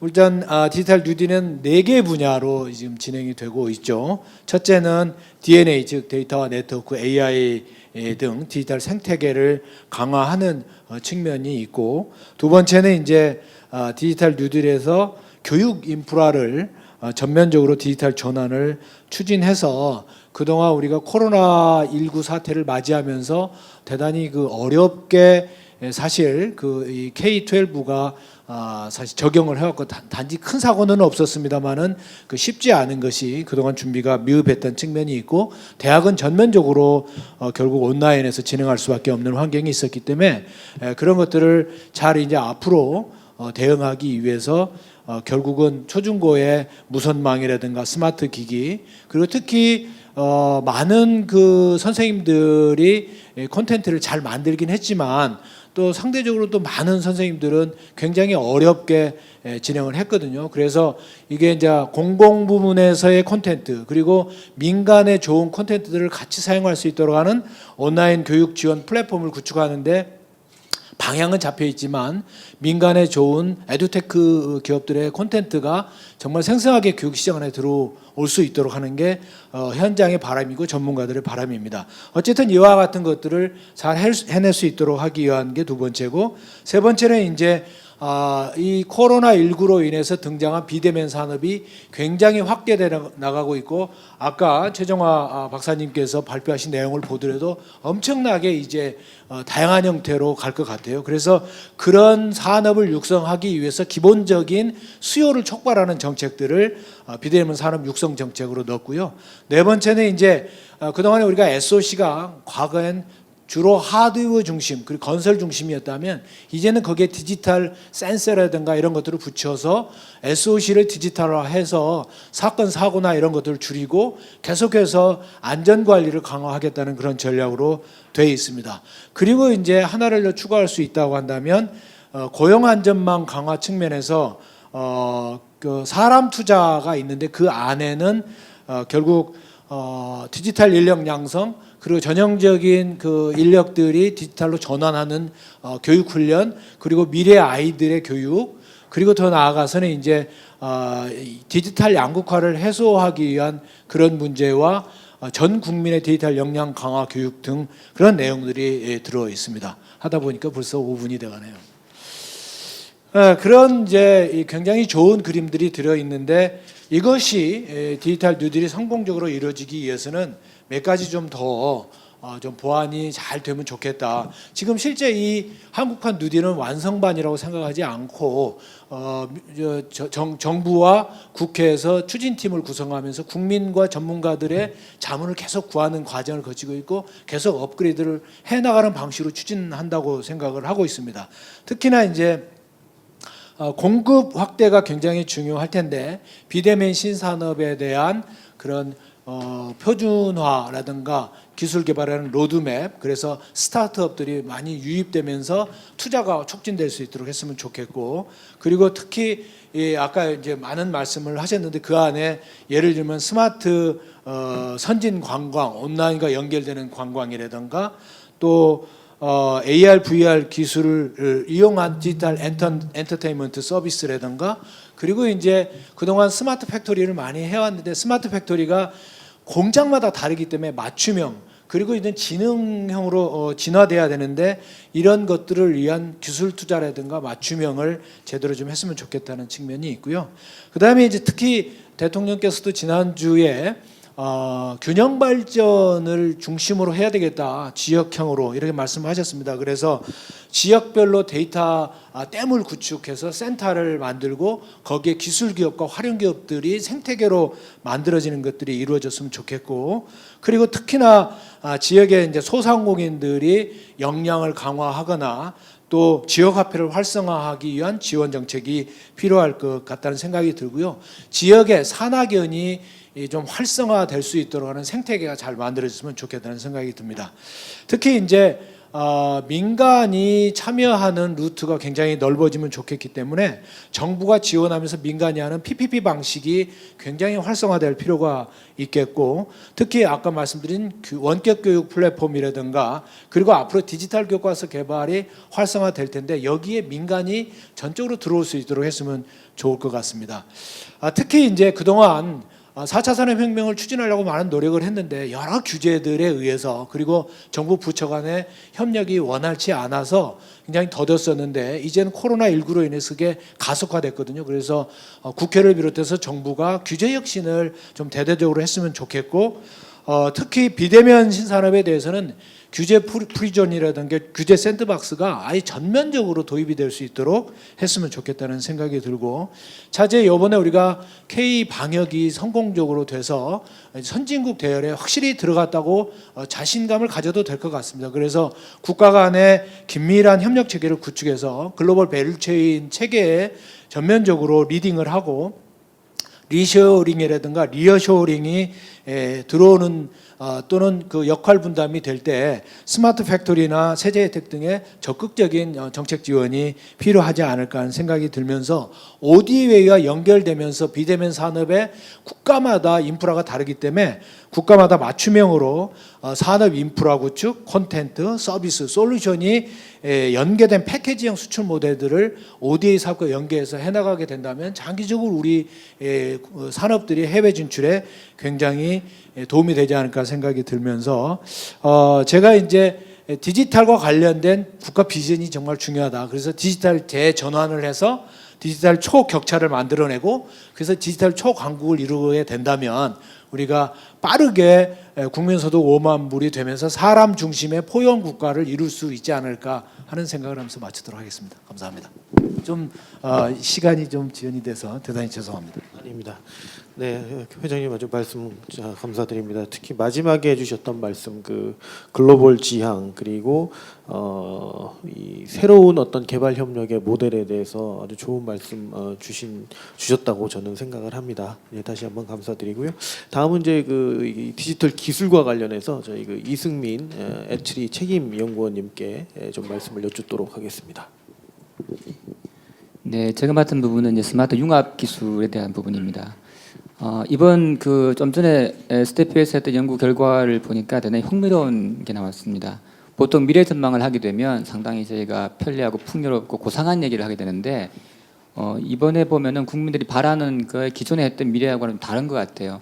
이 네 가지 핵심적인 트렌드가 보면 공간 이동, 그다음에 먹거리의 건강 이 부분을 보면 흔히 우리가 이제 매슬로의 욕구 단계라는 게 있습니다. 가장 뭐 5단계가 있죠. 근데 이번에 했던 네 개 핵심 그 트렌드를 보면 다 아래쪽에 있는 거예요. 가장 기본적인 욕구, 생존의 욕구예요. 먹고 자고 아프면 병원 가고 안전하고 하는 이 네 가지가 아주 보면은 사람들이 왜 이렇게 바라고 있을까 하는 거예요. 그동안에 너무나 당연시해 왔던 이거에 대한 욕구가 너무 강했다는 거고요. 이번에 이걸 통해서 저희가 느낀 게 뭐냐 하면은 한마디로 생존과 비대면이라고 하는 키워드가 딱 떠오르게 되는데 사실 생존과 비대면이라고 하는 것은 서로 모순된 말입니다. 인간이 지금까지 살아오면서 생존을 하기 위해 가지고 뭉쳤단 말이에요. 근데 이제 지금 거리를 두라고 하니까 상당히 어려워요. 그러니까 이 사이의 간극을 지금 기술이 메우고 있다는 얘기죠. 그래서 이번에 저희가 알게 된 게 첫 번째가 뭐냐 하면 기술을 다시 보게 됐습니다. 기술의 역할에 대해서 첫 번째 말씀을 드리고 싶은 게 늘 당연시해왔던 기술 자체가 하나의 보완적 기술이 아니었단 말이에요. 지금까지는 기술이 있으면 좋았어요. 기술이 있어가지고 저희가 쇼핑할 때 온라인으로 하면 좋았지 반드시 해야 될 필요는 없었죠. 오프라인이 중심이었죠. 근데 지금은 그렇지 않아요. 기술을 사용하지 않으면 생활이 안 돼요. 예. 그렇기 때문에 이제 기술이 필수품이 돼버리면 어떤 요구가 들어오냐 하면 기술의 완성도가 높아야 되고요. 굉장히 구체성이 반영이 돼야 됩니다. 그래서 앞으로 이 기술은 지금까지와는 다른 방향으로 역할을 하게 될 겁니다. 19세기에 콜레라가 있었죠. 그 콜레라를 종식시킨 게 뭐냐 하면 백신이 아니었고 아마 다 아시겠지만 상하수 시스템이었단 말이에요. 그럼 21세기에 있는 이 코로나 인수 공통 감염병을 종식시킨 게 뭘까? 백신일까? 그럴 수 있겠죠. 그러나 다음에 또 비슷한 게 나오게 되면 우리는 또 2, 3년 기다려야 될 거예요. 그럼 인수 공통 감염병을 완전히 종식시키기 위해 가지고는 뭘까? 바로 디지털 인프라가 해결할 겁니다. 그게 지금 저희가 디지털 기술을 어떻게 활용할 것인가 역할에 대해서 많은 고민이 필요할 것 같고요. 그래서 아마 이 필수제로서의 디지털 기술은 지금과는 다를 겁니다. 아마 저희가 연극할 때 주연과 조연이 다른 것처럼 이 주연이 되면 모든 생각이 바뀝니다. 예, 근본적인 기본기에 튼튼해야 된다는 거고요. 두 번째는 융합 기술의 방향에 대해서 말씀드릴게요. 지금까지 저희가 이제 기술을 얘기하면 특히 보면 기술, ICT라든가 AI를 얘기하면 주로 융합하게 되면 그 보명주를 가지고 있는 고유 그 기능 자체가 중요했습니다. 예를 들자면 인공지능의 영상 인식 기술을 반영해가지고 CCTV에 결합하면 사람을 감시하고 또 추적할 수 있는 기술이죠. 보통 이제 스마트 융합이라고 하게 되면 이런 식이 왔었단 말이에요. 그런데 이제 아마 이번에 코로나도 마찬가지겠지만 융합의 방향을 완전히 바꾸게 됩니다. 뭐냐 하면 흔히로 융합을 하게 되면 AI 플러스 X 얘기를 많이 했죠. 그런데 어느 순간 X 플러스 AI란 말이 나오게 됩니다. 이 얘기는 뭐냐 하면 그 도메인 날리지에 아주 스페시픽한 기술들이 새롭게 나오게 됩니다. 과거에 저희가 이제 전기가 나왔을 때 실제로 사회에 임팩트를 주게 될 때는 그 보명 기술과 결합되어 있는 혁신 기술들이 나와야 되는 거예요. 지금 그게 나오기 시작했습니다. 인공지능이 예를 들어서 영상 인식 기술이라고 하는 게 되게 중요한 기술이지만 최근에 사회적인 요구가 너무나 강하다 보니까 진단 키트 개발할 때 이 기술이 들어가게 되는 거예요. 어떻게 들어가는지 잘 몰라요. 그렇지만 그 도메인의 지식이 강한 사람들이 원래 있던 이 딥러닝에 있는 기술을 썼죠. 그런 현상들이 마구마구 일어날 겁니다. 그러니까 이 융합의 방향이 바뀌었다. 굉장히 많아질 거다라는 거고요. 또 한 가지는 기술 개발에 대한 요구가 압박이 상당히 많아졌습니다. 다차원적으로. 무슨 얘기냐 하면 지금까지 저희가 기술을 개발할 때 크게 두 가지였습니다. 시장의 요구. 시장이 요구하는 기술들을 제품을 서비스를 개발했죠. 이것도 안 되면 국가에서 사회문제 해결형이라는 이름으로 해가지고 기술을 적용했습니다. 근데 지금 가만히 보게 되면 이 두 개도 아닌 기술들이 막 나오고 있습니다. 소위 말해서 예를 들어 이런 거죠. 공동체의 지속 가능성, 미래 위험 대비, 기술력이 없지만 국가가 나서가지고 반드시 해야 될 거, 먹거리, 그 다음에 생필품, 의료 물자 이런 것들에 대한 기술력이 떨어진다 하더라도 반드시 확보를 해야 된다는 거예요. 그러니까 기술 개발에 대한 요구가 굉장히 다양해졌다라는 게 두 번째라는 얘기입니다. 그 다음에 세 번째 말씀드리고 싶은 것은 뭐냐 하면은 앞서 말씀드린 게 뭐냐 하면 기술의 역할, 방향이라면 세 번째는 속도 얘기입니다. 아마 코로나 이전에도 저희는 기술, 특히 ICT 쪽에서 보게 되면 기술 혁신이 많이 빠르다라는 얘기를 했을 겁니다. 느꼈을 겁니다. 근데 이번에 했던 느끼는 건 뭐냐 하면 기술의 속도가 과거하고는 다르다는 거예요. 기술에 대한 기술 개발 속도도 빠르지만 확산, 도입 속도가 빨라졌습니다. 근데 이건 어떤 문제를 발생시키냐 하면 좋은 쪽으로 해석하게 되면 우리가 사회적인 수용성이 낮아져 가지고 기존에 정말 하고 싶었던 혁신이 빨리 오게 될 수 있죠. 뭐 원격 의료라든가 아니면 수업 같은 거. 그런데 정말 우려스러운 건 뭐냐 하면 보통 기술이 나와 가지고 사회를 변화시킬 때는 각 부분마다 임계점이라는 게 있습니다. 이거는 기술이 아무리 빨리 발전하더라도 그 사회가 수용하지 않으면, 도입하지 않으면 사회는 바뀌지가 않아요. 그러니까 기술이 아무리 빨리 발전하더라도 내버려 두면 사회는 아마 자연스럽게 수용을 할 겁니다. 근데 이번에는 우리 본인의 의지적으로 무관하게 거의 반강제적으로 도입을 해버렸습니다. 그러면 이런 조치가 어떻게 되냐 하면 이게 끝난다 하더라도 상당 부분이 아마 지속될 가능성이 높습니다. 그러면 예를 들자면 지금 아까 아마 마지막에 스텝에서 했던 그 무인화, 원격화 이 두 개가 딱 만나게 되면 제일 먼저 딱 되는 게 뭐냐 하면 산업 구조하고 노동 환경이 확 바뀐다는 얘기죠. 그랬을 때 이렇게 격차가 좀 심해질 수 있고요. 이거에 대해 저희가 어떤 식으로 아마 정부 역할이 있을까에 대한 고민이 아마 필요할 것 같습니다. 그리고 마지막으로 지금 이런 기술 모든 치료돼 가지고 핵심은 뭐냐 하면 데이터에 대한 활용 부분입니다. 아마 앞서 지금 노규성 회장님께서 말씀하실 때 한국版뉴딜의 핵심적인 것이 아마 디지털 뉴딜이고 디지털 뉴딜의 핵심은 제가 보면 아마 데이터 댐 같아요. 이 데이터 댐은 지금 유럽에서 하고 있는 데이터 전략 혹은 뭐 가야 X하고도 일관되는데 우리나라 자체에서 데이터 활용도 정말 잘 해야겠고 이 데이터를 이제는 국가의 자주권 문제로서 아마 고민을 할 필요가 있을 것 같습니다. 그래서 아마도 데이터 3법이 통과된다 하더라도 각 분야마다 그 특별법이라는 게 있을 겁니다. 그러면 충돌 문제가 있기 때문에 계속적인 그런 갈등 해소 노력이 필요할 것으로 보입니다. 감사합니다. 네. 예, 이승민 박사님 감사드립니다. 그 말씀 주신 부분 중에서 이제 제 경제학을 전공한 학자라고 하기도 그렇고 학도라고 하기도 그렇고 하여튼 경제학을 한 사람으로서 가장 가슴에 와닿았던 것이 이제 결국은 어떤 사회 변화에 있어서 이제 기술이 이제 밀어내는 부분이 있고 사회에서 이렇게 받아들이는 사회 수요와 이제 중요한 부분이 있는데 아마도 그 수요의 측면, 그러니까 이제 디맨드 풀이라고 하는 측면에서 아마 좋은 말씀을 해주신 것 같습니다. 굉장히 개인적으로 많은 공감을 할 수 있는 그런 말씀을 주셨습니다. 다시 한번 감사드리고요. 예, 다음은 아마도 그 디지털 전환에 있어서 가장 중요한 어떤 인프라 데이터와 관련된 말씀을 주실 것 같습니다. 예, 정보통신정책연구원의 정용창 본부장님 모시도록 하겠습니다.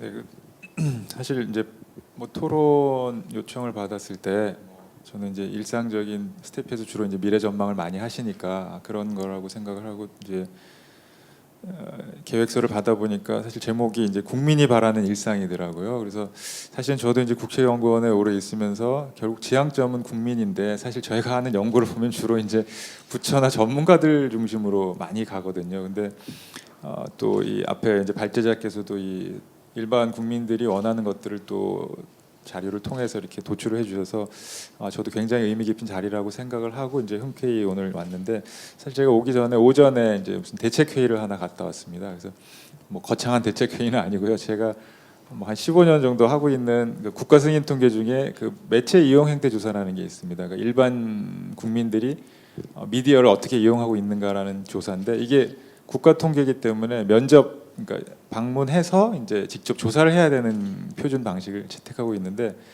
지금 조사 시작한 지 이제 늦게 또 시작했죠. 코로나 때문에 늦게 했는데 지금 거부율이 뭐 예전에 비해서 2배, 3배가 되는 거예요. 그래서 이제 그 현황들 쭉 보고 있는데 지역별 현황을 보고 왔는데 이제 제가 그걸 보면서 느낀 생각은 사실은 그 조사 거부가 이미 오래전부터 진행되어 왔거든요. 사람들이 잘 대답 안 해주려고 하는데 제가 볼 때는 그런 것 플러스 코로나가 그 이유를 이제 이렇게 딱 해주는 거예요. 그러니까 아파트 관리소에서 코로나 때문에 안 됩니다. 그럼 끝이에요. 뭐 더 설명할 게 없는 거예요. 그래서 제가 지금 그 토론 쪽에 이제 제목을 데이터 기반한 뭐 전망 이렇게 이제 제목을 주셔서 제가 좀 생각을 해보다가 제가 이제 코로나 일상화 오래된 미래 이렇게 이제 제목을 썼는데 사실은 제 관점에서는 이제 진행되던 어떤 그런 상황이 코로나를 계기로 좀 폭발했다. 저는 이렇게 보고 있거든요.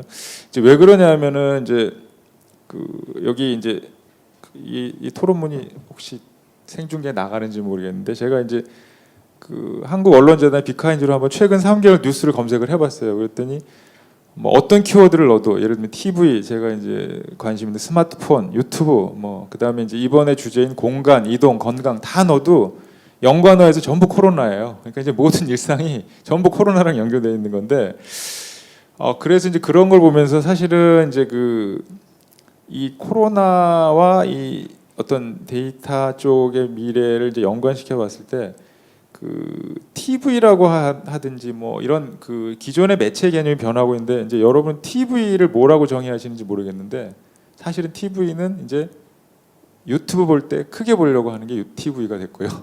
사실 생방송 거의 안 보고, 그다음에 예를 들면 식탁 이런 거는 아마 모르겠습니다. 저희 집 같은 경우 식탁은 애 친구들이 왔을 때 사용하는 것, 가족이 사용하는 일은 거의 없어요. 왜 그러냐면 이제 모르겠습니다. 여기 계시는 분들 그렇지만 밥은 어디서 드시나요? 보통 식탁에서 드시나요? 가족이 모여서? 드라마는 어디서 보세요? 거실에서 가족이 모여서 보시나요? 그러면 뭐 가족 간의 대화는 어디서 하시나요? 카톡으로 하죠. 잠 어디서 자세요? 거의 각자 잡니다, 요즘은. 결혼 생활이 오래되면. 그러니까 결국은 이 모든 일상이 자기의 공간에서 스마트폰을 통해서 다 이루어지고 있어요. 그래서 이걸 이제 뭐 이미 이코노미스트나 이런 데서 포노사피언스 뭐 혹은 뭐 호모 스마트포니쿠스 이렇게 이제 얘기를 하는데, 이제 증권 쪽에서 보면은 이제 뭐 골든 크로스라는 걸 이제 증권 하시는 분들 알겠지만 이게 이제 투자 포인트가 되는 시점이 있는데, 제가 이제 미디어 쪽을 쭉 조사를 하다 보면 미디어 쪽에서 골든 크로스는 2015년입니다. 그러니까 우리나라에서 2015년에 무슨 일이 일어났냐면, 제가 이제 계속 하는 조사 중에 국민들한테 물어봐요. 뭐가 가장 중요하냐 일상생활에서. 그러면 그 전까지는 다 TV가 가장 중요한 매체였는데 2015년에 그게 스마트폰이 TV를 앞질러서 그 이후는 이제 30대, 40대, 이제 50대도 더 많고 60대도 점점점 스마트폰이 더 중요하게 되는 거죠. 그래서 제가 이제 오래된 미래라고 이제 쓴 이유는, 이제 뭐 이 책은 뭐 아시겠지만 꽤 오래전에 헬레나 호즈라는 사람이 이제 그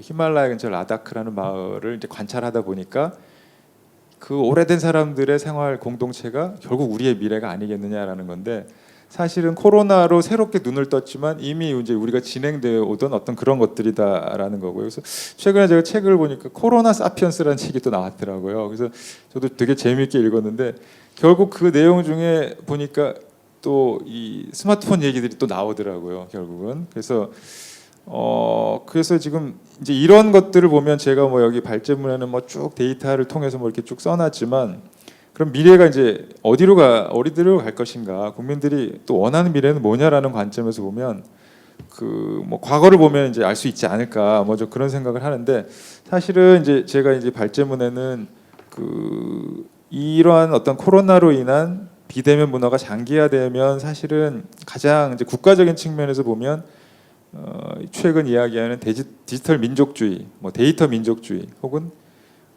데이터 주권 이런 차원으로까지 이제 비화될 것이다.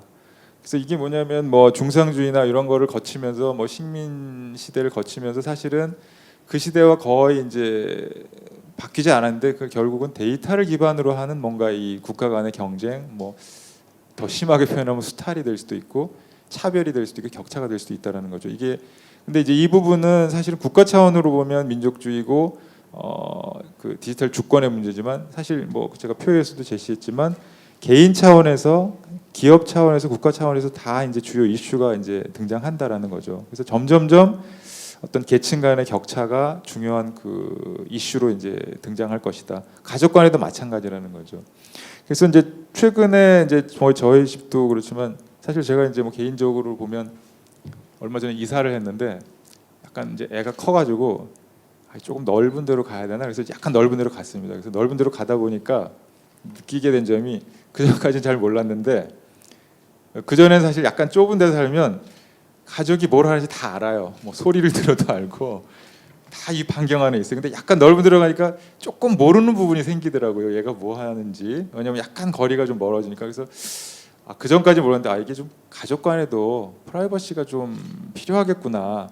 근데 이제 발제자께서도 사실 그걸 조금 얘기하셨더라고요. 공간상에서의 어떤 그런 새로운 어떤 사회에서의 어떤 공간의 문제를 얘기하셨는데, 그래서 결국은 이 코로나가 이제 우리한테 여러 가지 이제 그 충격과 뭐 그런 변화를 주지만 그 하늘도 마찬가지. 요즘 제가 하늘을 보면 제가 어렸을 때 그 서울 하늘을 다시 보게 되는 것 같아요. 막 파랗고 막 뭉게구름이 있고, 이게 이제 그 동안은 서울만 살면 잘 인식하지 못했던, 지방에 있다 보면 서울에 오면 아, 서울 하늘은 원래 흐리구나, 뿌옇구나. 근데 원래 하늘은 저런 게 아니구나.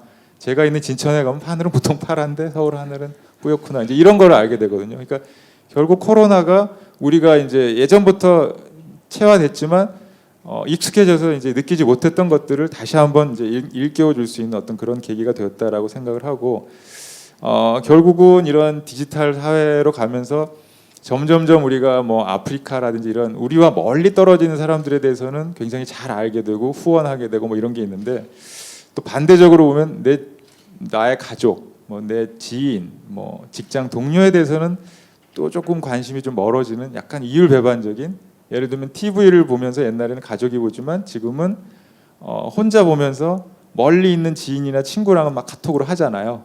근데 사실 가족은 뭘 보는지 잘 모르는, 또 가족이 같이 와서 보려고 하면 싫어하잖아요. 혼자 봐야 되는. 뭐 이런, 그러니까 가까이 있는 사람에 대한 소중함을 다시 한번 깨우치는, 뭐 그래서 결국은 미래 사회는 디지털로 가면서 여러 가지 기존의 가치들이 붕괴하지만 그 붕괴되는 가치 속에서 우리가 사실은 더 중요하게 놓치고 있는 게 뭔지를 다시 한번 재인식하는 그런 게 바로 이제 다시 일깨워주고, 어떤 인프라가 우리를 편하게 해주지만 또 그 안에서 뭐 코로나가 일깨워준 것처럼 주변에 대한 배려를 다시 한번 생각하게 하는 그 두 가지가 잘 보완을 한다면 훨씬 더 좋은 미래, 그게 바로 국민이 바라는 미래가 아닐까, 뭐 이런 생각을 해봤습니다. 예, 본부장님 감사드립니다. 그 말씀 주신 부분 중에 이제 식탁을 말씀해 주셨는데요. 예전에는 식탁이 이제 이게 공유하는 하나의 이제 그 대상이었다면, 뭐 저희 집 같은 경우도 이제는 전유하는, 잠시 머물다가 한 사람씩 하는 이제 그런 대상이 됐고요. 아마 각자 방에 있는 책상이 이제 소유하는 대상이 되지 않았나 그런 생각이 듭니다.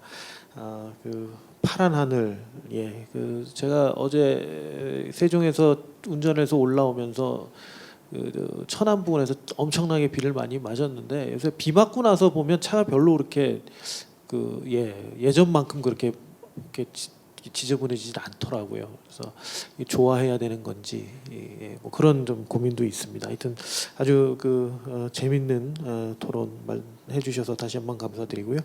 다음은 이제 그 국민대 사회학과 최양섭 교수님께 말씀 여쭙겠습니다. 또 굉장히 재밌는 이야기를 해주시지 않을까 싶습니다. 네, 교수님. 네. 안녕하세요. 국민대 사회학과의 최양섭입니다.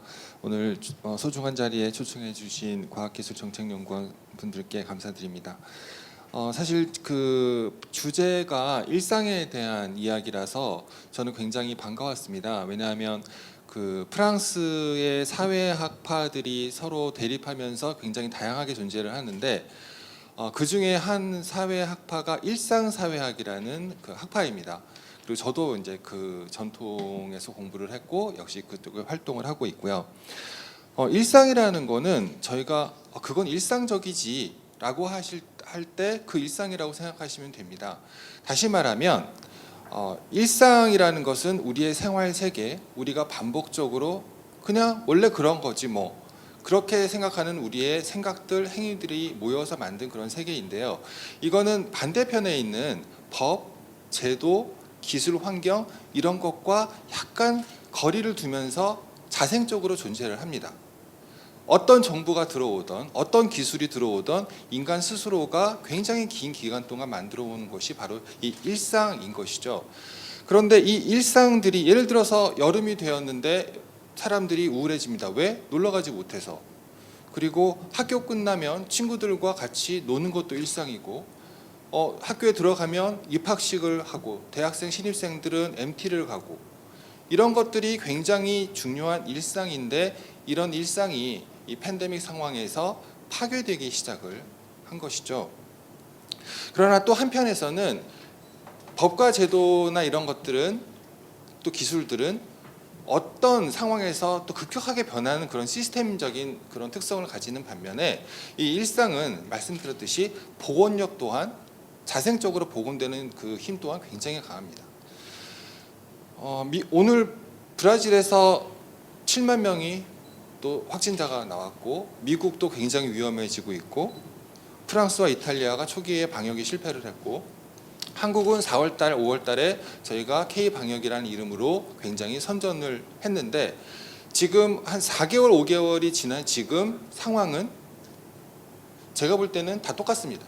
뭐냐 하면 일상이 다 불안해지고 있다는 거예요. 확진자가 몇십 명이 나와도 저희가 일상이 불안해지는 것은 마찬가지라는 것이죠. 그래서 이 코로나는 저희의 이 소중한 일상생활의 패턴들을 변화시키고 있는데, 이 변화의 핵심이 바로 비극적인 거라는 거죠. 그리고 이 비극의 핵심이 뭐냐면 인간과 인간 사이에 거리를 두어야만, 사회적 거리두기를 해야만 살아갈 수 있다는 것이 굉장히 비극적이라는 것이죠. 그런데 여러분들 언제까지 이렇게 거리두기를 참아내실 수 있을지 한번 여쭤보고 싶습니다. 이런 거리두기는 궁극적으로 이제 인간에게 고립 그리고 소외를 또 가져오는 것이죠. 그래서 극단적인 어떤 오타쿠 성향을 지닌 사람들을 제외하고는 결국은 이 사회적 거리두기가 일시적이를 바라는 사람들이 대다수일 것이라고 저는 생각을 합니다. 백신이 과연 나오면 다 복원이 될 것인가? 백신이 나오지 않더라도 결국은 이 강력한 복원의 욕구, 욕망 이런 힘 때문에 이것이 원래대로 갈 것인가? 저는 일상에 대해서 연구해 본 사람으로서 백신이 나오지 않더라도 자생적인 방식으로 어떻게 해서든 복원을 하려는, 거리두기를 더 이상 견딜 수 없다라는 그런 강력한 힘이 어느 시점에서 확 나타날 것으로 저는 생각을 합니다. 사실 이 팬데믹 상황에서 깜짝 놀라서 강제적으로 주택에 고립시켰던 대표적인 정부가 프랑스 정부죠. 무려 8주간을 나오지 못하게 했으니까요. 자, 그리고 나서 이것이 해제가 되고 새로운 총리가 들어왔는데 세컨드 웨이브가 발생을 했습니다. 그런데 정부에서 다시 주택 격리는 절대 없다. 왜냐하면 전체적으로 너무나 많은 우리 프랑스 국민들의 일상이 파괴가 되었기 때문에 이 파괴에 대한 손실이 더욱 크다라고 판단을 하고 있습니다. 그래서 어떻게 보면 정책이 어떻게 해서든 대면을, 컨택트를 복원시킬까라는 방향으로 가고 있고, 한국 같은 경우에는 저도 언택트 이야기를 많이 하지만 언택트 기술, 언택트 경제 이런 얘기가 근데 방향이 다른 것이죠. 한쪽에서는 컨택트를 복원시키려는 방향, 한쪽에서는 그냥 언택트를 기정사실화하고 그 안에서 무언가를 하려는 힘인데, 이 두 가지가 어떤 것이 옳다는 것이 아니라 이 두 개가 되게 균형적으로 가야 된다라는 생각을 갖고 있습니다. 즉 앞으로의 기술 방향은 첫 번째는 사회적 거리를 최대한 두면서 지금처럼, 그러면서도 일상이 최대한 완벽하지는 않지만 유지되게 할 수 있는 기술들, 지금 사용하고 있는 많은 정보통신 기술들이 여기에 해당이 되겠죠. 그러나 한편에서 저희가 지금 사실은 간과하고 있고 정부에서도 이게 잘 발견되지 않는 기술이 하나가 뭐냐면, 사회적 거리를 최소한으로 더 줄일 수 있는 이런 기술들에 대한 굉장히 많은 힘들이 마련돼야 되겠다. 거리 좁히기 기술이 나와야 되겠다. 이런 것들은 제가 볼 때는 정보통신 기술로는 이것이 불가능하고, 과학기술, 바이오기술 이런 쪽에서 이런 부분들이 좀 해결될 수 있지 않을까라고 생각을 합니다. 포스트 코로나가 제목이었는데 지금 저희가 살고 있는 시대는 코로나 시대죠.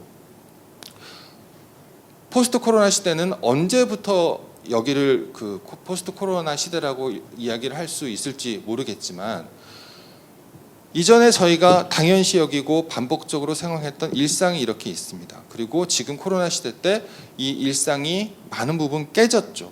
그리고 새로운 것들이 어쩔 수 없이 적응하기 위해서 새로운 일상의 모습들이 나타나고, 그러면 백신이든 아니면 다른 그냥 자연스럽게 없어지던 포스트 코로나 시대에는 아까 말씀드린 대로 이 파괴되었던 일상이 한편에서는 기술의 힘을 바탕으로, 한편에서는 인간의 강력한 욕망과 욕구로 인해서 복원이 될 것입니다. 그리고 여기에 추가적으로 새로운 어떤 일상의 모습들이 발견이 되겠죠. 이것들이 이제 하나의 노멀들이 복원이 될 것이고 새로운 뉴 노멀들 중에서 살아남는 것들이 복원이 되겠죠. 다시 말씀드리자면 어떻게 보면 언택트 경제에 숨어 있는 또 다른 위험성은 뭐냐면 제가 알람을 켜놔서 죄송합니다. 언택트 경제에 숨어 있는 것들 위험성 중에 하나는 뭐냐면 언택트는 기정사실화되고 이것은 극복할 수 없는 것. 그러면 우리로 하여금 언택트는 무조건 적응해야만 하는 것이라고 할 때 이것으로 인해서 굉장히 많은 이윤을 창출하는 기업들이 있습니다. 그러나 또 다른 한편 언택트로 인해서 언택트 경제에 적응함으로써 언택트 기술을 계속해서 우리가 반복적으로 사용함으로써 우리가 겪게 되는 관계 해체, 개인의 소외, 고립감 이런 것들이 가지고 있는 어마어마한 손실들이 있기 때문에 이런 것들은 우리가 언택트 경제는 새로운 기회다라고 할 때 굉장히 주의 깊게 살펴봐야 될 부분이다라는 말씀 드리면서 마치도록 하겠습니다. 네.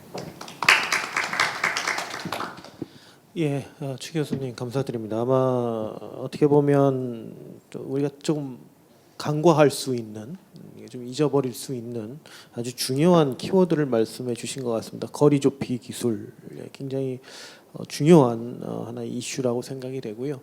아마 그 일상으로의 복원과 새로운 일상으로의 전환 사이에 이제 우리가 서 있고 과연 어느 방향으로 가게 될지, 그리고 그 두 가지의 어떤 흐름이 과연 공존할 수 있는가에 대한 아마 중요한 문제 의식을 던져주시지 않았나 생각합니다. 다시 한번 감사드리고요. 마지막으로 과학기술정책연구원의 정일영 박사님께 말씀을 여쭙도록 하겠습니다. 아마 이 바이오 의료 쪽에 관련된 이야기를 좀 해주시지 않을까 생각합니다. 네.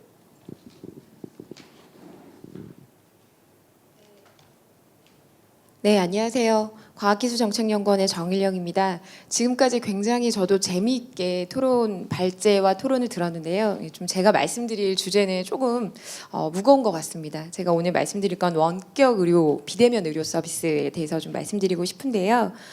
저희가 원격 의료가 2014년에 이제 의료법 개정이 처음에 이제 발의되고 나서 팬데믹 사실은 사태 이전까지 이해관계자, 의협이라든가 소비자단체라든가 이 이해관계자 간의 갈등이 상당히 심했기 때문에 이런 토론 자리나 저희가 그 정책의 결정자분들도 그렇지만 사실 그 원격 의료라는 그 단어를 언급하는 것 자체가 굉장히 부담스러웠고 또 논의되기 어려웠었습니다.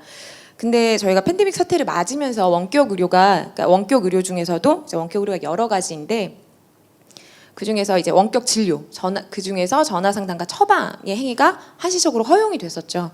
지금 허용이 되고 있는 상태이고요. 약 4개월에서 5개월 정도 26만 건 이상의 전화 진료가 사실은 되었습니다. 그래서 그 전화 진료를 통해서 만족도도 한 80% 이상 나오고 있고요. 그래서 우리가 그동안 굉장히 좀 두려워했었지만 그리고 갈등이 많았지만 좀 일부 가능성을 이번을 통해서 볼 수 있겠구나라고 좀 많은 전문가분들이 판단을 하고 계신데 이번에 지금 허용되어 있는 원격 진료를 조금만 자세히 보시면 보건복지부에서 발표한 그 방안을 보시면 사실은 구체적인 기준이 거의 수립되어 있지 않아요. 그러니까 이제 원격 진료, 전화 상담과 처방을 가능하게 해줄게. 딱 문만 열어놓은 거예요.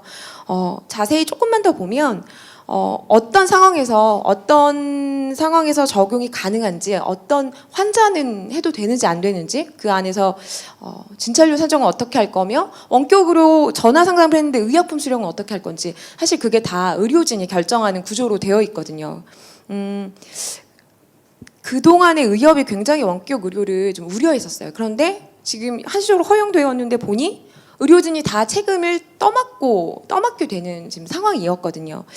근데 미국, 프랑스, 일본 그리고 다른 나라들도 지금 한시적으로 원격 진료 같은 경우를 허용했는데 조금만 자세히 보시면 미국에서도 이제 개인정보 보호 규정, 이 플랫폼을 사용할 때 페이스타임으로도 할 수 있고 구글의 행아웃으로도 할 수 있는데 이제 그러한 규정 할 수 있는 그 상황에서 개인정보 보호 규정의 준수를 좀 약화시켜 준다라든가 일본에서는 약 처방은 어떻게 하면 될지 그다음에 그 안에서 진료 실적의 그 초진도 이번에 가능하게 해준다거나 프랑스도 마찬가지로 전 12개월간의 주치 기록이 없어도 가능하게 해준다는 조금 더 구체적인 안들이 나왔었거든요. 그래서 우리가 원격 진료를 실제로 이제 고민하고 있다면 더 사실 이 논의가 굉장히 오래되었음에도 불구하고 이번에 한시적 허용 방안 보면 굉장히 구체적인 기준이 수립되어 있지 않다. 그러면 좀 어떤 구체적인 기준이 있어야 되는지 저도 조금 고민해 봤는데 보시면 가장 먼저 그 원격 진료 수가입니다. 사실 수가 얘기는 굉장히 어렵고 이게 향후에 의료비가 많이 상승될 수 있기 때문에 논의가 어렵지만 그래도 이 원격 진료에 대한 수가를 어떻게 정해야 될지 미국이나 프랑스 같은 경우에는 원격 진료 수가를 대면 진료와 지금 동일하게 했어요. 근데 대면 진료와 동일하게 하면 원격 진료를 하는 또 여러 가지 목적 중에 우리가 비용을 감소하는 게 있는데 원격 진료를 했을 때 대면 진료로 동일한 수가를 가는 게 맞을까? 지금은 한시적으로 그렇게 하고 있지만 그거에 대한 좀 고민도 필요하고 그런데 거기서 조금 더 가보면 한국은 기본적으로 전 세계에서 거의 의료 수가가 가장 낮거든요. 그렇다고 하면 의료 수가가 가장 낮은데 대면 진료와 같게 원격 진료 수가를 매기는 게 맞을까? 또 여기에 대해서도 좀 고민이 필요하다고 봅니다.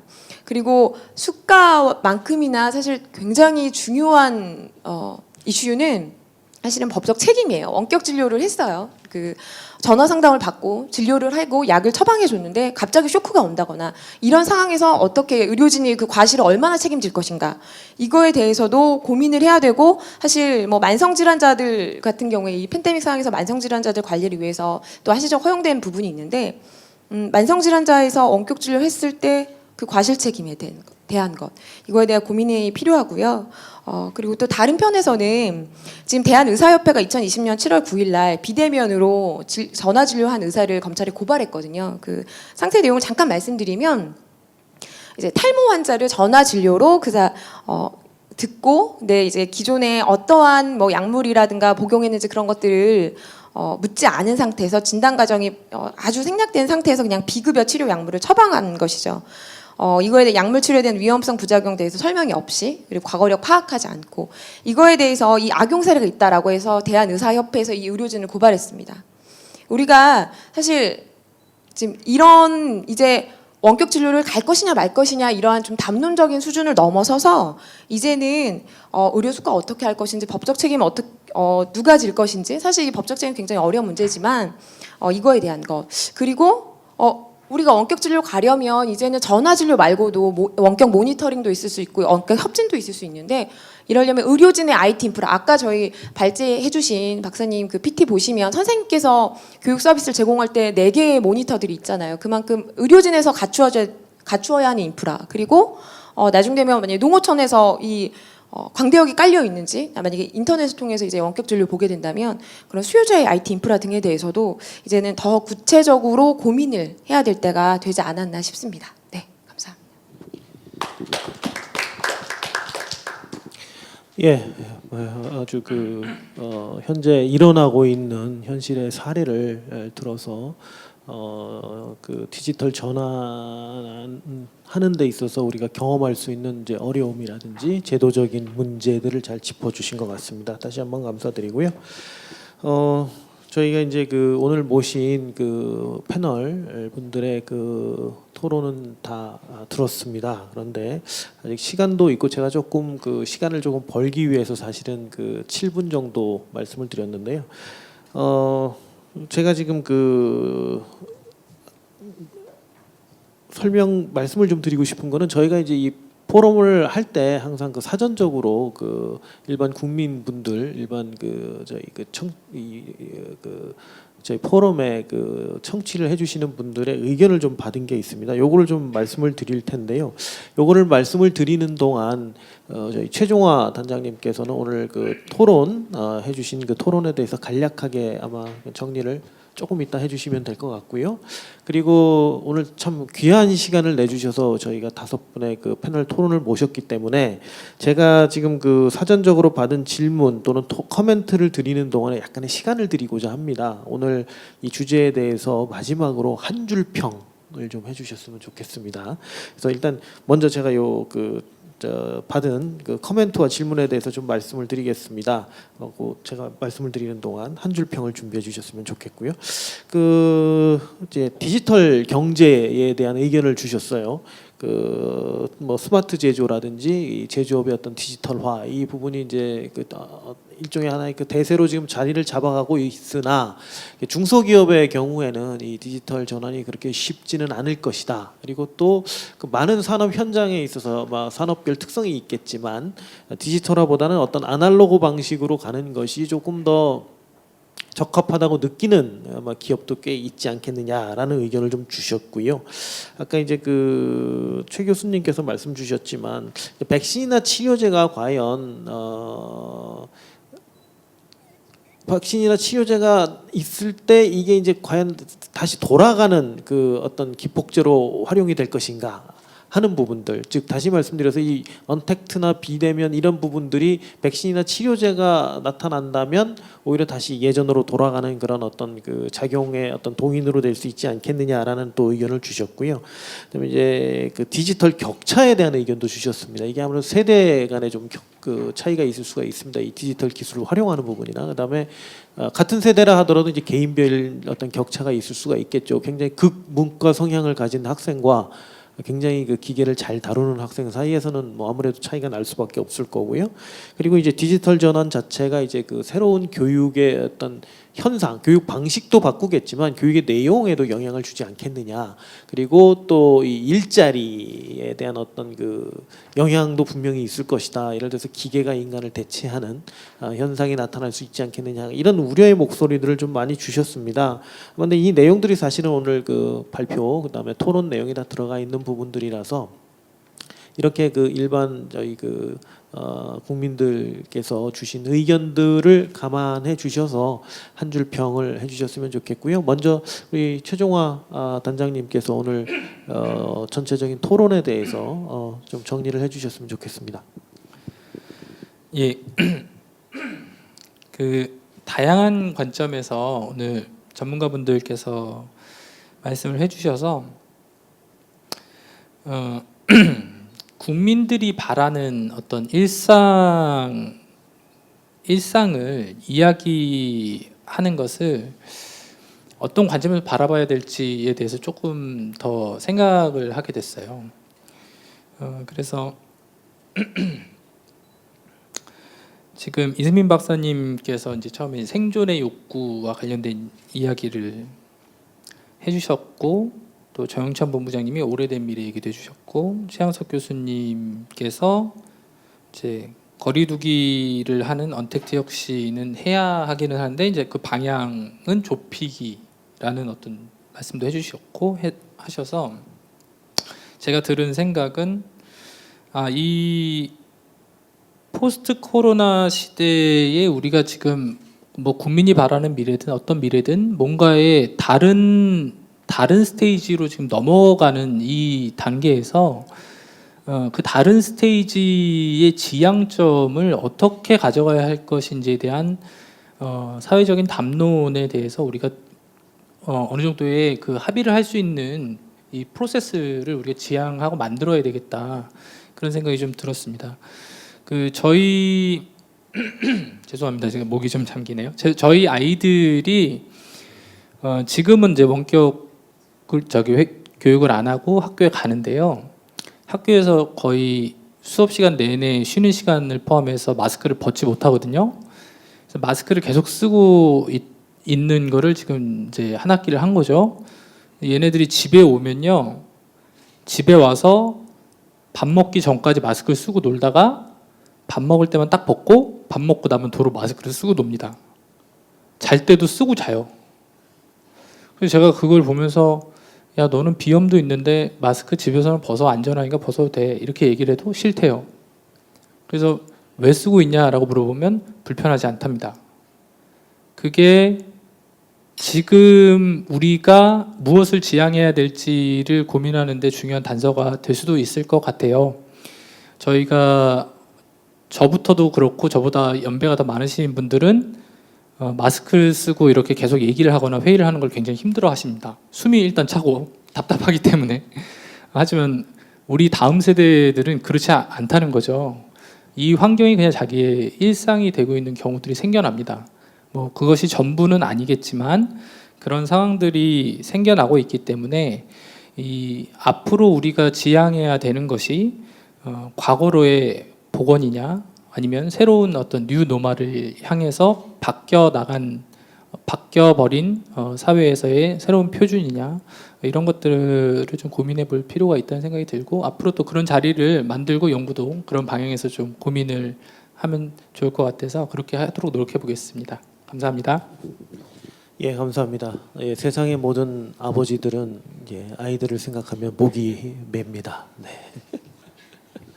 예, 뭐 마스크를 하루 종일 쓰고 있어야 하는 아이들도 참 힘들지만 그걸 보고 있는 아마 부모들의 마음도 그럴 거라고 생각을 하고요. 네, 드디어 이제 마지막으로 한 줄 평을 좀 요청드리도록 하겠습니다. 먼저 예, 노규성 회장님 아까 시간 조금 더 충분히 못 드려서 송구하고요. 네, 다음에 또 한번 모시도록 하겠습니다. 네.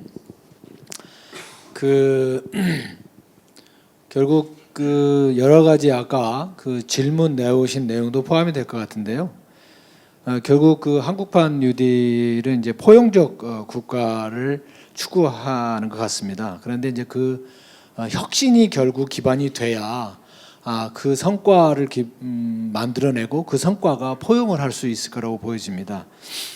그래서 결국 한국판 뉴딜 또 디지털이라고 하는 것은 사람을 위하는 건데 그 중에 약자, 그러니까 대기업이나 잘하는 분들은 사실은 한국판 뉴딜을 추동할 수 있는 그런 역할을 할 것이고 중소기업 또 중소기업 근로자 그리고 디지털 격차에 취약한 분들을 중심으로 한 그런 뉴딜이 많이 포진이 돼 있고 일자리 변화와 관련해서도 미래 일자리를 준비하는 것 그리고 변화된 일자리에 대한 교육 훈련 그리고 이제 그것마저도 어려운 분들을 위한 고용 안전 최소한의 삶의 보장 이런 것들을 다 담아내기 위한 뉴딜로 그림이 그려졌기 때문에 그런 관점에서 전문가분들 그리고 국민들의 지혜가 모여서 지속적으로 약자 중심의 어떤 뉴딜이 이루어질 수 있도록 하게 된다면 다는 뭐 실현할 수 없겠지만 정부가 추구하는 포용국가를 이뤄가는데 한국판 뉴딜이 큰 역할을 하지 않을까 이렇게 생각을 해봅니다. 예, 감사합니다. 아마 약자를 위한 뉴딜 아마 이렇게 정리를 해주신 것 같습니다. 다음은 이승민 박사님. 네, 한 줄 평이라서 한 줄로. 네. 요즘 이런 말 옛날에 처칠이 했던 위기를 낭비하지 말라는 명언이 요즘에 사람들에게 주목받고 있습니다.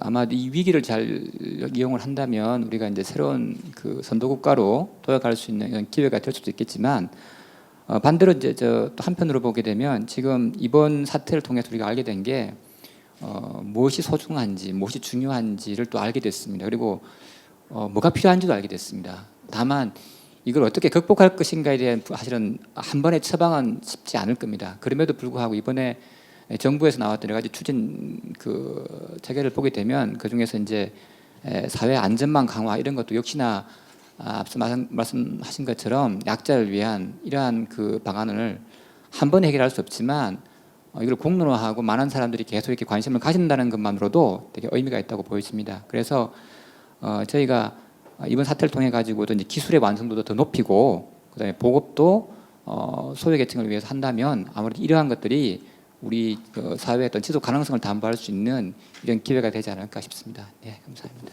예, 감사합니다. 예, 정용찬 본부장님.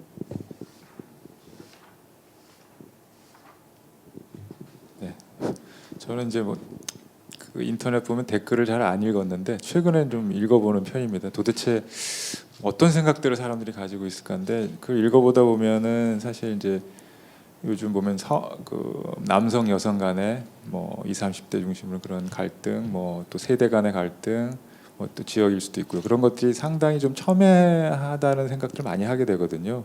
근데 이제 그거는 제가 볼 때는 우리 사회가 너무 빨리 변해서 그런 거거든요. 사실은 지금 세대 간의 갈등을 보면 예를 들면 영국이나 이런 나라는 한 200년에 걸쳐서 겪어야 될 걸 우리는 불과 한 50년, 40년에 걸쳐서 겪었기 때문에 그런 데서 기인하는 게 아닌가라는 생각을 들고 그래서 그런 점에서 보면 이제 좀 이 코로나가 우리한테 좀 주는 교훈이 일종의 사회적 거리두기라고 하는데 이 상대에 대한 배려가 결국 이 거리두기랑도 조금 그 관련이 있지 않는가 싶습니다. 저는 이제 뭐 수영을 주로 하는데 수영장에서 샤워하다 보면 샤워기가 한 20개인데 꼭 옆에서 하는 사람들이 있어요. 그래서 아주 설문으로 물어보고 싶어요. 그리고 지하철에 앉으면 밤에 텅 비었는데 꼭 옆에 가서 하는 사람들이 있는데 그래서 이제 이게 이제 아마 가치의 차이일 거예요. 그래서 짐승 사회였다면 거의 물어 뜯기는 거잖아요, 사실은. 근데 이제 사람이기 때문에 이걸 또 용인하잖아요, 우리가. 근데 이제 코로나로 인해서 사실은 마스크를 쓰는 이유가 자기를 보호하는 것도 있지만 사실 배려하기 위해서 하는 거잖아요. 그래서 여하튼 이번을 계기로 해서 우리가 이제 버려야 할 것, 그러니까 바꿔야 할 것, 바꾸지 말아야 할 것을 좀 잘 좀 생각해서 이번 기회에 바꿀 것은 좀 바꿔야 되지만 또 소중하게 간직해야 될 것은 간직해야 되는 그런 차원에서 하여튼 코로나는 이제 결국은 우리가 그게 배려라는 한 단어인데 바꿔야 될 것이기도 하고 또 바꾸지 말아야 될 것이 아닌가라는 생각이 듭니다. 예, 감사합니다. 예, 최 교수님.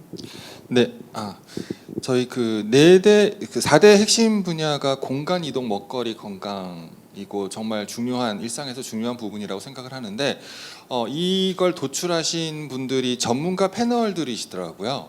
그래서 역시 전문가들은 정말 열심히 일하고 공부하는 분들이라서 어디에서 공부하고 어디에서 일하고 어디로 가고 뭘 먹고 건강을 챙기고 이런 것들을 도출하셨구나 싶었어요. 왜냐하면 이런 것들도 되게 중요한데 일상에서 되게 중요한 부분들이 이런 거거든요. 너 성공하기 위해서 그거 꼭 해야 돼? 성공하는데 네가 돈 버는데 그게 중요해? 라고 하지만 인간의 삶에서 너무너무 중요한 부분들, 즉 놀기, 쉬기 이런 것들이 사실은 일상에서 굉장히 중요한 부분인데 이 전문가 패널분들이라서 그러신지 그냥 모르겠지만은 제가 추가적으로 나중에라도 일상에 대한 어떤 변화 이야기를 할 때는 여기에서 놀기, 쉬기, 여가 이런 것들이 좀 중요하게 들어갔으면 더 탄탄한 연구가 되겠다 싶었습니다. 네. 예, 최양섭 교수님 감사합니다. 저도 공감합니다. 네, 마지막으로 정일영 박사님. 네, 저는 한 줄 평으로 하자면 국민이 바라는 일상과 미래를 천천히 준비하자라고 말씀드리고 싶어요.